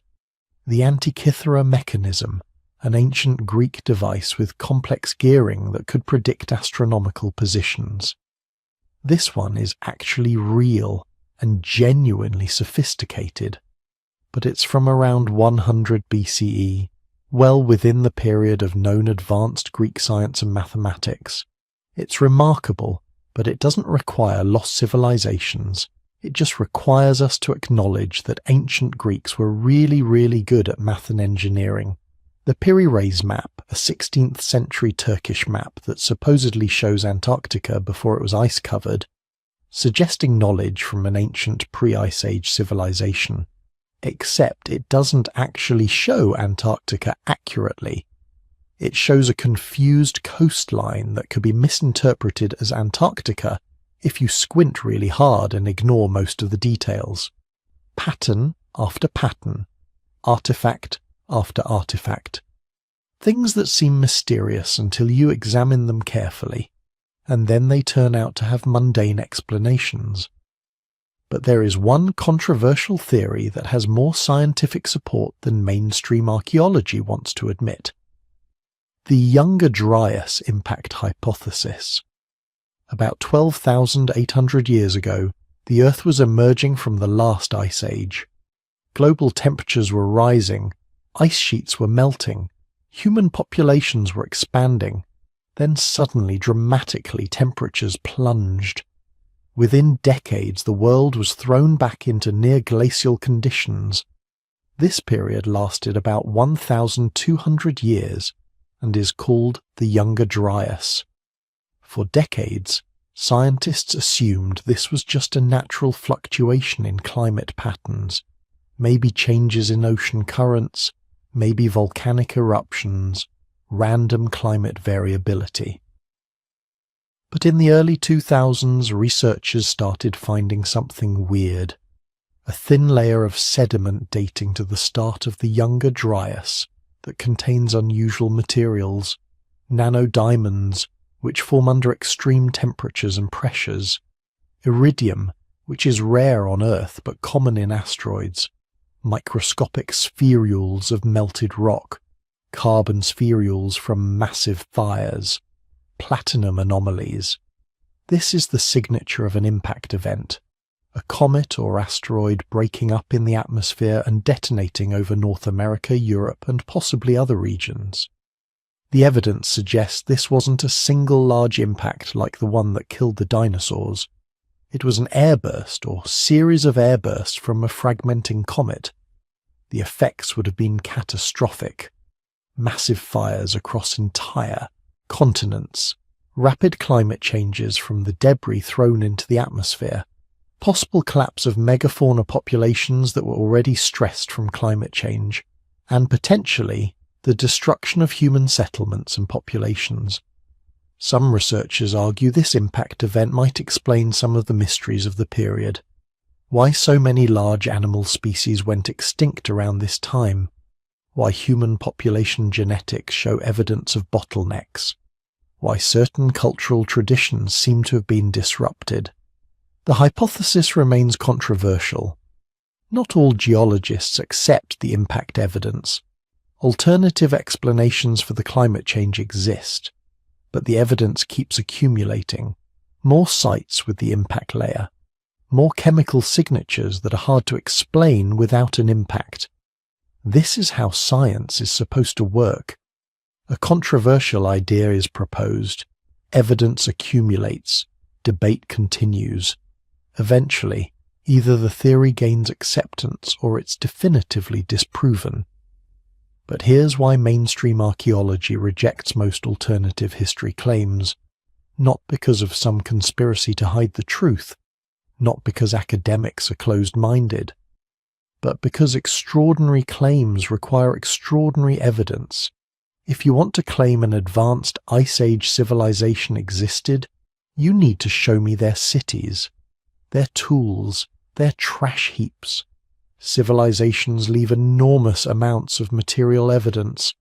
Even after thousands of years, even after catastrophes, something survives. We have evidence of every other human culture that's existed. Why would this one be completely invisible? If you want to claim ancient people had advanced technology, you need to show me the technology, or at least evidence it existed. Tool marks that can only be explained by advanced cutting tools, materials that couldn't have been worked with Stone Age technology, chemical residues from advanced metallurgy. If you want to claim ancient maps show knowledge that shouldn't have existed, you need to demonstrate that the maps are actually accurate, not just vaguely similar to modern coastlines if you ignore all the wrong parts.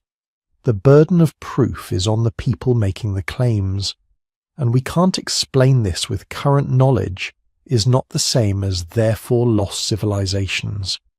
Because the truth is there's a lot we don't know about prehistory, vast amounts. The archaeological record is fragmentary.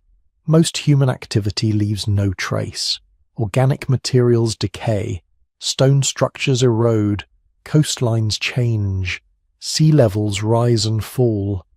We're looking at a broken, incomplete picture and trying to reconstruct what happened. It's hard, and it's easy to fill in the gaps with speculation, but speculation isn't evidence. Interesting questions aren't proof, and the desire for mysteries to have exotic explanations doesn't make those explanations true. So what genuine mysteries remain? Plenty, actually. We still don't fully understand how Paleolithic people achieved some of their artistic accomplishments. The cave paintings at Chauvet, created 36,000 years ago, show sophisticated use of perspective, shading and composition. How did they develop these techniques? Did earlier, now lost traditions exist? We don't know why humans suddenly started burying their dead with grave goods around 100,000 years ago. What changed in human cognition or culture that made this important? We can't explain the sudden explosion of symbolic behavior around 40,000 years ago.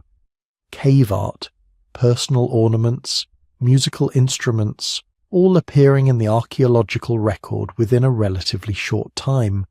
Why then? What triggered this creative revolution? We don't fully understand how Neolithic people transported and erected massive stones without metal tools or wheels. We have theories, lots of them, but the exact techniques remain uncertain. These are real mysteries, ones that mainstream archaeology acknowledges and is actively working to solve. The difference between real scientific mysteries and fringe alternative theories is simple. Real mysteries are based on solid evidence that we don't yet fully understand. Fringe theories are based on interpreting ambiguous evidence in the most exotic way possible, while ignoring simpler explanations. Science progresses by solving mysteries, not by inventing new ones. But the appetite for alternative histories tells us something important about human psychology. We want our ancestors to have been more than we imagine. We want to believe they possessed wisdom we've lost.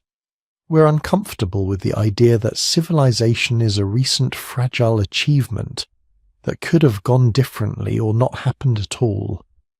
Maybe the truth is both humbler and more inspiring than lost civilizations.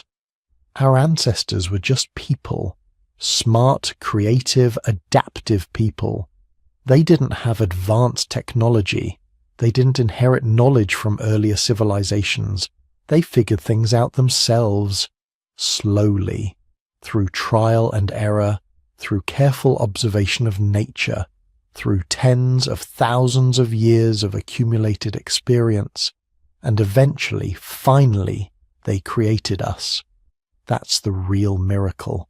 Not that some lost civilization gave them knowledge, but that they developed it themselves from nothing, starting with stone tools and fire and building generation by generation towards something unprecedented.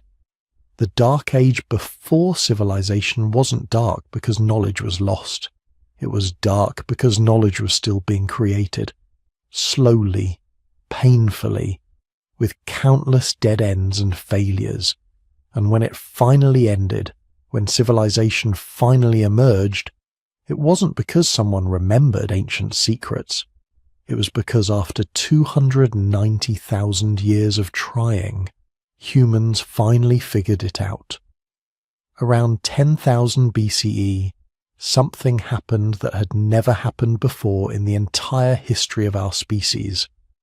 After 290,000 years of wandering, hunting, gathering, and surviving, humans stopped moving. Now, this might not sound revolutionary, but think about what it actually means. For nearly 300,000 years, every single human who had ever lived was essentially nomadic.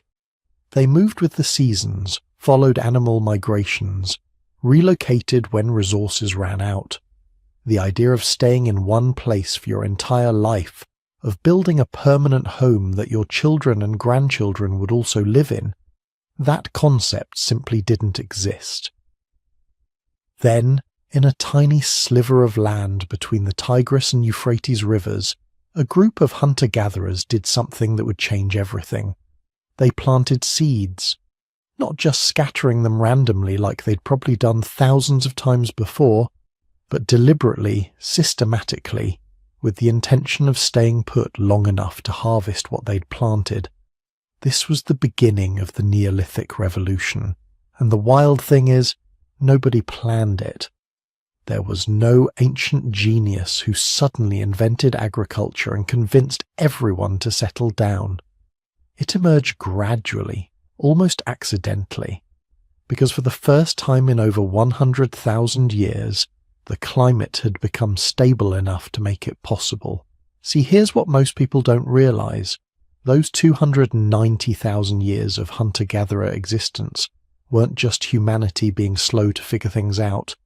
They were 290,000 years of climate chaos making permanent settlement effectively impossible. The Ice Age world was violently unstable. Temperatures could shift dramatically within a single human lifetime. Rainfall patterns were unpredictable. Rivers changed course. Lakes appeared and disappeared. Forests turned to grasslands and back again. If you tried to settle down and grow crops in that environment, you'd starve. One year the rains wouldn't come. The next year they'd come too much and flood everything. The wild animals you depended on would migrate away and not return. Your permanent village would become a death trap. So humans stayed mobile, not because they were primitive, but because mobility was the only rational survival strategy in an unstable world. Then, around 11,700 years ago, everything changed. The last ice age ended, and Earth entered what geologists call the Holocene epoch. But this wasn't just another climate shift. The Holocene was different. It was stable. Year after year, decade after decade, century after century, the climate patterns became predictable. The monsoons arrived on schedule.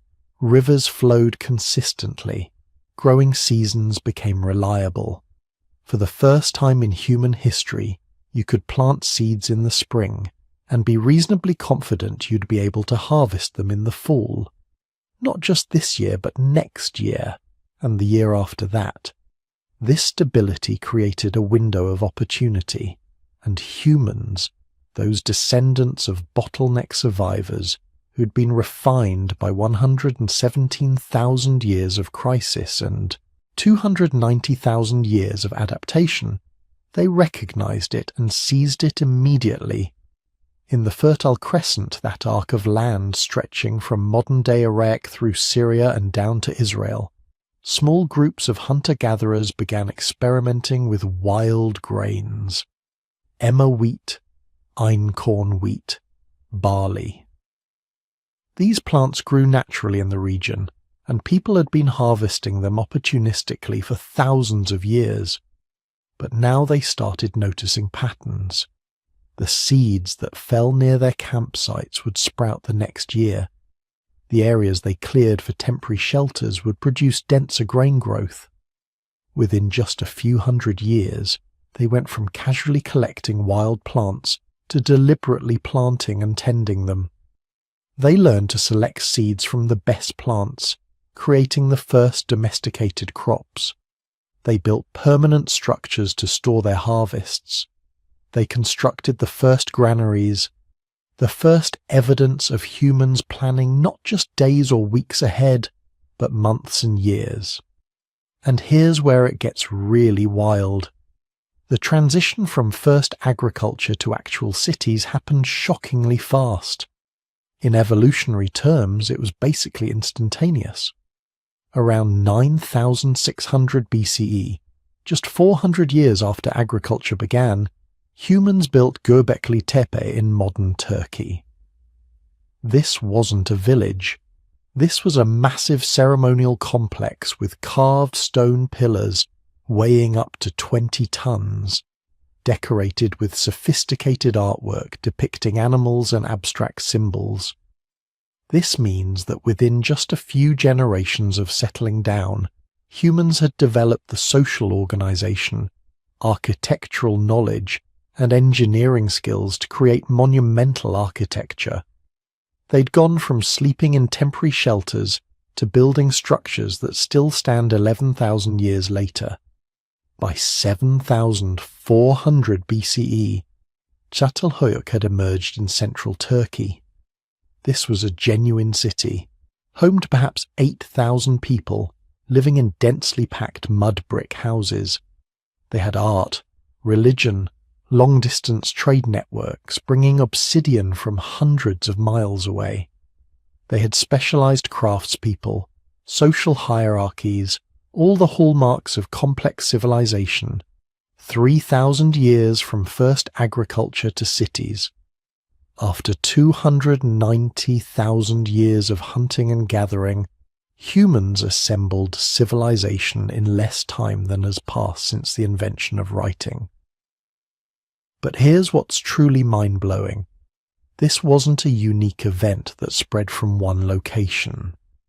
Agriculture was invented independently at least 7 different times, in 7 completely isolated regions around the world, all within a few thousand years of each other.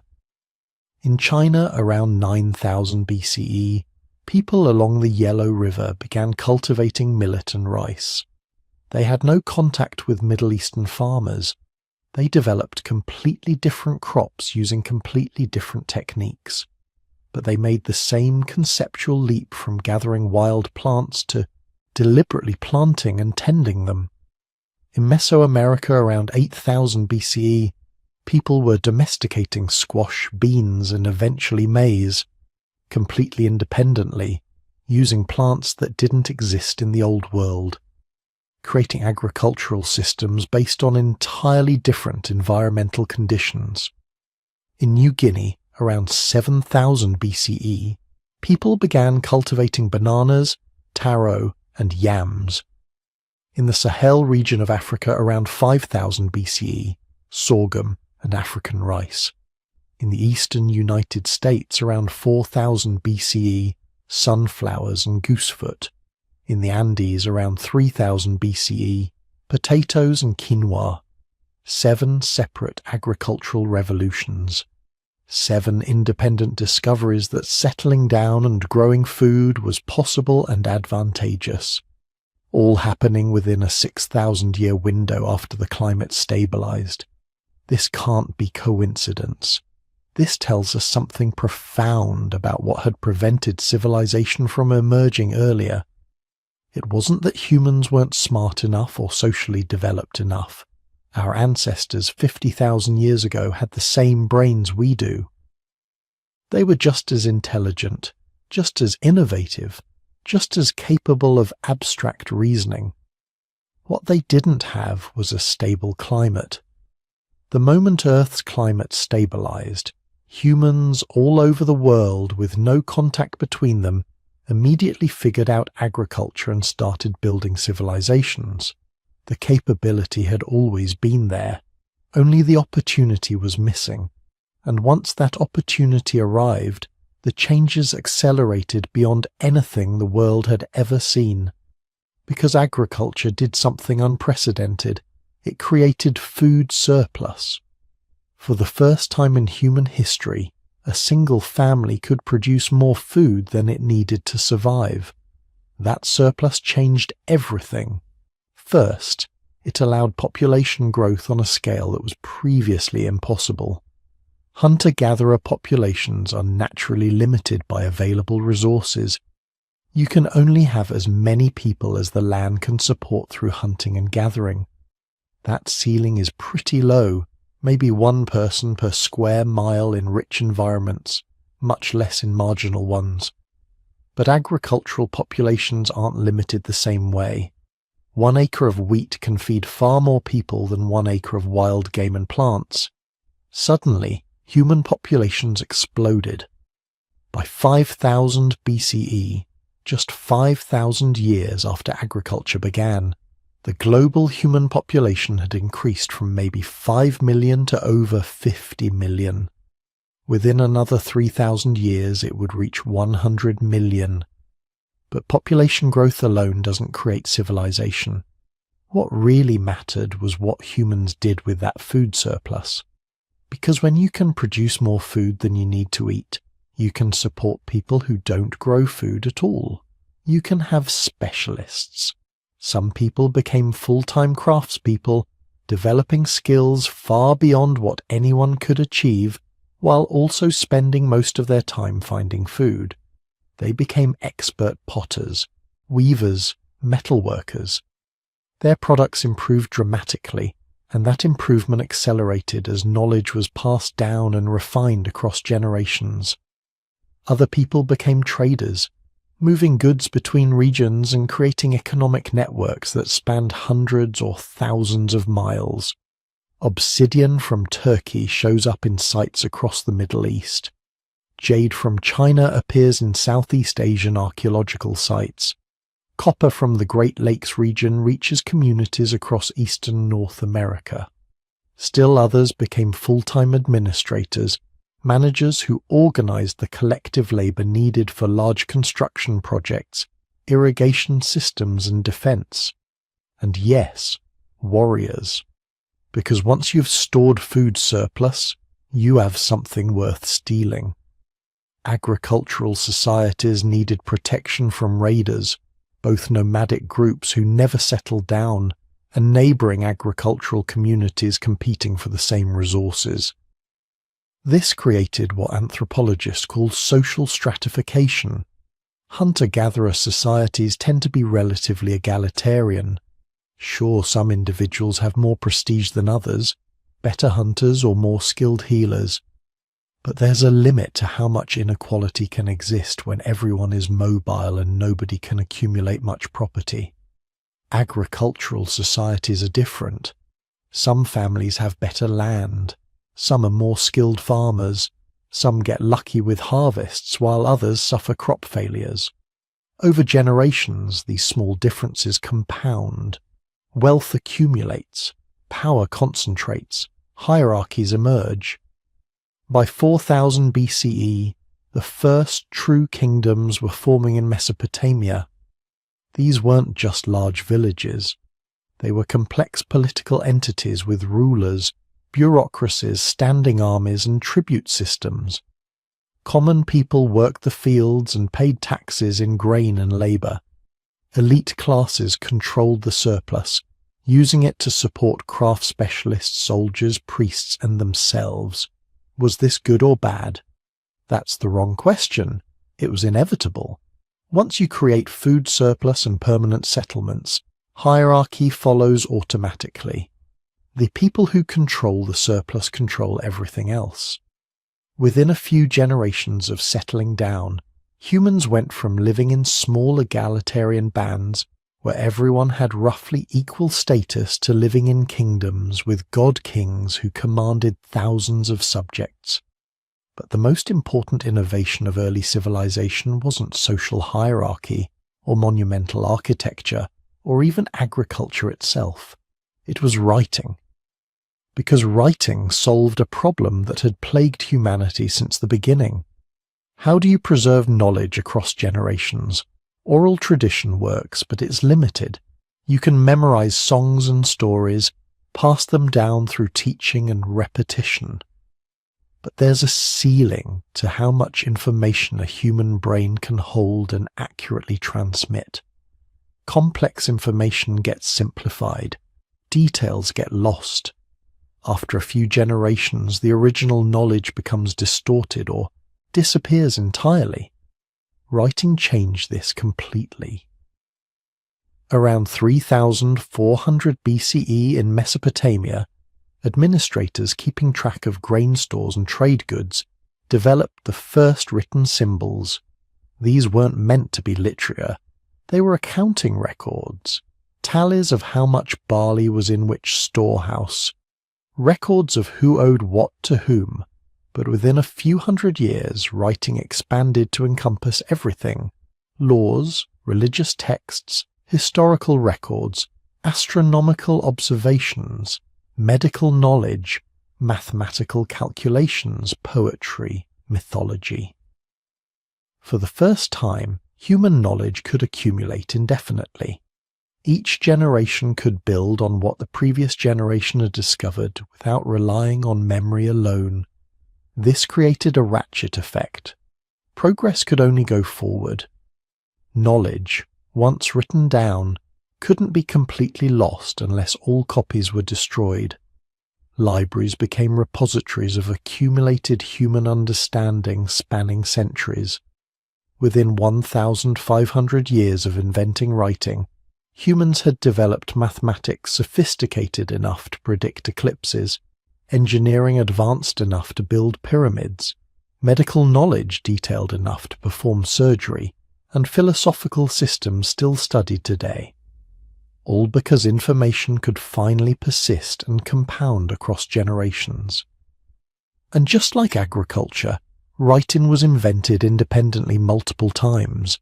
Mesopotamian cuneiform around 3400 BCE, Egyptian hieroglyphics around 3200 BCE, Chinese characters around 1200 BCE, Mesoamerican systems around 900 BCE, each completely independent, each solving the same problem in different ways. This tells us something crucial. The capability for civilization had always existed in humans. The intelligence, the creativity, the social skills, all of it was there 50,000 years ago, 100,000 years ago, maybe even further back. What was missing wasn't human potential. What was missing were the environmental conditions that made civilization possible and the accumulated knowledge that writing finally allowed. The so-called Dark Age before civilization wasn't dark because our ancestors were primitive. It was dark because they were living in an unstable world that made permanent settlement impossible, and even their most brilliant innovations died with the generation that created them, unable to accumulate and compound the way written knowledge does. When the climate stabilized, when the Holocene began, humans didn't slowly develop civilization over tens of thousands of years. They exploded into it almost immediately. From first agriculture to cities in 3,000 years, from cities to empires in another 5,000, from empires to global civilizations in 5,000 more. After 290,000 years of seeming stasis, human civilization assembled itself in less than 10,000 years. Not because we suddenly became smarter or more capable, but because for the first time the world allowed us to stay in one place long enough to build something permanent. And once we started building, we never stopped. The Dark Age had finally ended, not because the darkness lifted, but because we finally had stable enough ground to light a fire that wouldn't go out, and that fire, once lit, would illuminate everything that came after. So here we are, at the end of this journey through the darkest chapters of human history, and I want you to sit with something for a moment, something truly humbling. 95% of human existence is just gone. Not forgotten, but never recorded in the first place. 300,000 years of modern humans, and we can only reconstruct the tiniest fraction of their experiences. The remaining 95% is a void, an absence, a darkness so complete we can barely conceive of it. Think about what that means. For every story we know, there are 100,000 we don't. For every innovation we've discovered in the archaeological record, there were probably dozens that left no trace. For every person whose remains we've found and studied, there were millions who lived, loved, struggled, and died without leaving a single artifact behind. But here's the thing, that darkness, that vast unexplored ocean of human experience, it's not empty. It was filled with people just like us. Same brains, same cognitive abilities, same capacity for joy and suffering and wonder. A human from 100,000 years ago could walk into your life today, give them a few years to catch up on technology and culture, and you'd never know the difference. They weren't primitive. They weren't simple. They were us, just living in a different world with different challenges, and they survived. That's the real lesson of the Dark Age before civilization. They survived everything. Climate disasters that killed 98% of their population, ice ages that locked up half the planet's water, droughts that lasted generations, volcanic winters that blotted out the sun. And they didn't just survive, they thrived. They spread across every continent except Antarctica. They adapted to deserts, rainforests, tundra, mountains. They learned to hunt everything from mammoths to rabbits, to gather everything from acorns to shellfish. The people who lived through those 300,000 years of darkness developed every fundamental human survival skill. Fire management, tool making, shelter building, social cooperation, language, art, ritual. Everything that makes us human was refined during those lost millennia. We're not smarter than they were. We just have more information accumulated over more generations. But that brings us to something crucial, something this whole journey has been building toward. Civilization is fragile, terrifyingly fragile. Our ancestors had knowledge that took thousands of years to accumulate, skills passed down generation after generation, technologies that represented the accumulated wisdom of entire lineages, and it could all disappear in a single generation if something disrupted the chain of transmission. A disease that killed the elders before they could teach the young. A climate disaster that scattered groups too widely to maintain contact. A war that destroyed a community's cultural memory. This happened over and over during the Dark Age. Knowledge was gained and lost and gained again. Technologies were invented, forgotten, and reinvented by people who had no idea their great-great-great-grandparents had solved the same problem 1,000 years earlier. The archaeological record shows this pattern everywhere. Sophistication followed by simplification. Innovation followed by abandonment. It's the signature of cultures rising and falling, of knowledge slipping through humanity's fingers like water. We live in a different world now. For the first time in human history, We can preserve information beyond the fragile medium of human memory. Everything you're watching right now, this video, these words, this knowledge, it can outlast me, outlast you, potentially outlast our entire generation. That's unprecedented. That's revolutionary. And it's something we should be deeply grateful for, because it means the next dark age, if it comes, doesn't have to be as dark.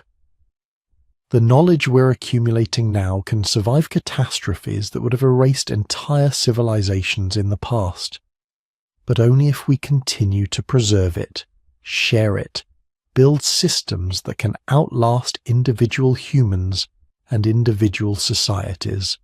And that brings me to you. If this journey through humanity's lost millennia has meant something to you, if it's changed how you think about our species and our history, then help preserve and share this knowledge. Hit that like button so more people can find this video. Leave a comment telling me where you're watching from. Add your voice to this global conversation about our shared past. And subscribe to this channel because we're going to keep diving deep into the forgotten corners of human history, keep exploring the stories that shaped us, keep asking the questions that matter. Because somewhere out there in that vast darkness of the prehistoric past, your ancestors survived impossible odds to give you this moment. They endured the bottleneck. They weathered the ice ages. They kept the fire burning through the longest night in human history. They never knew their names would be forgotten, that their stories would dissolve into the archaeological record like footprints in ancient sand.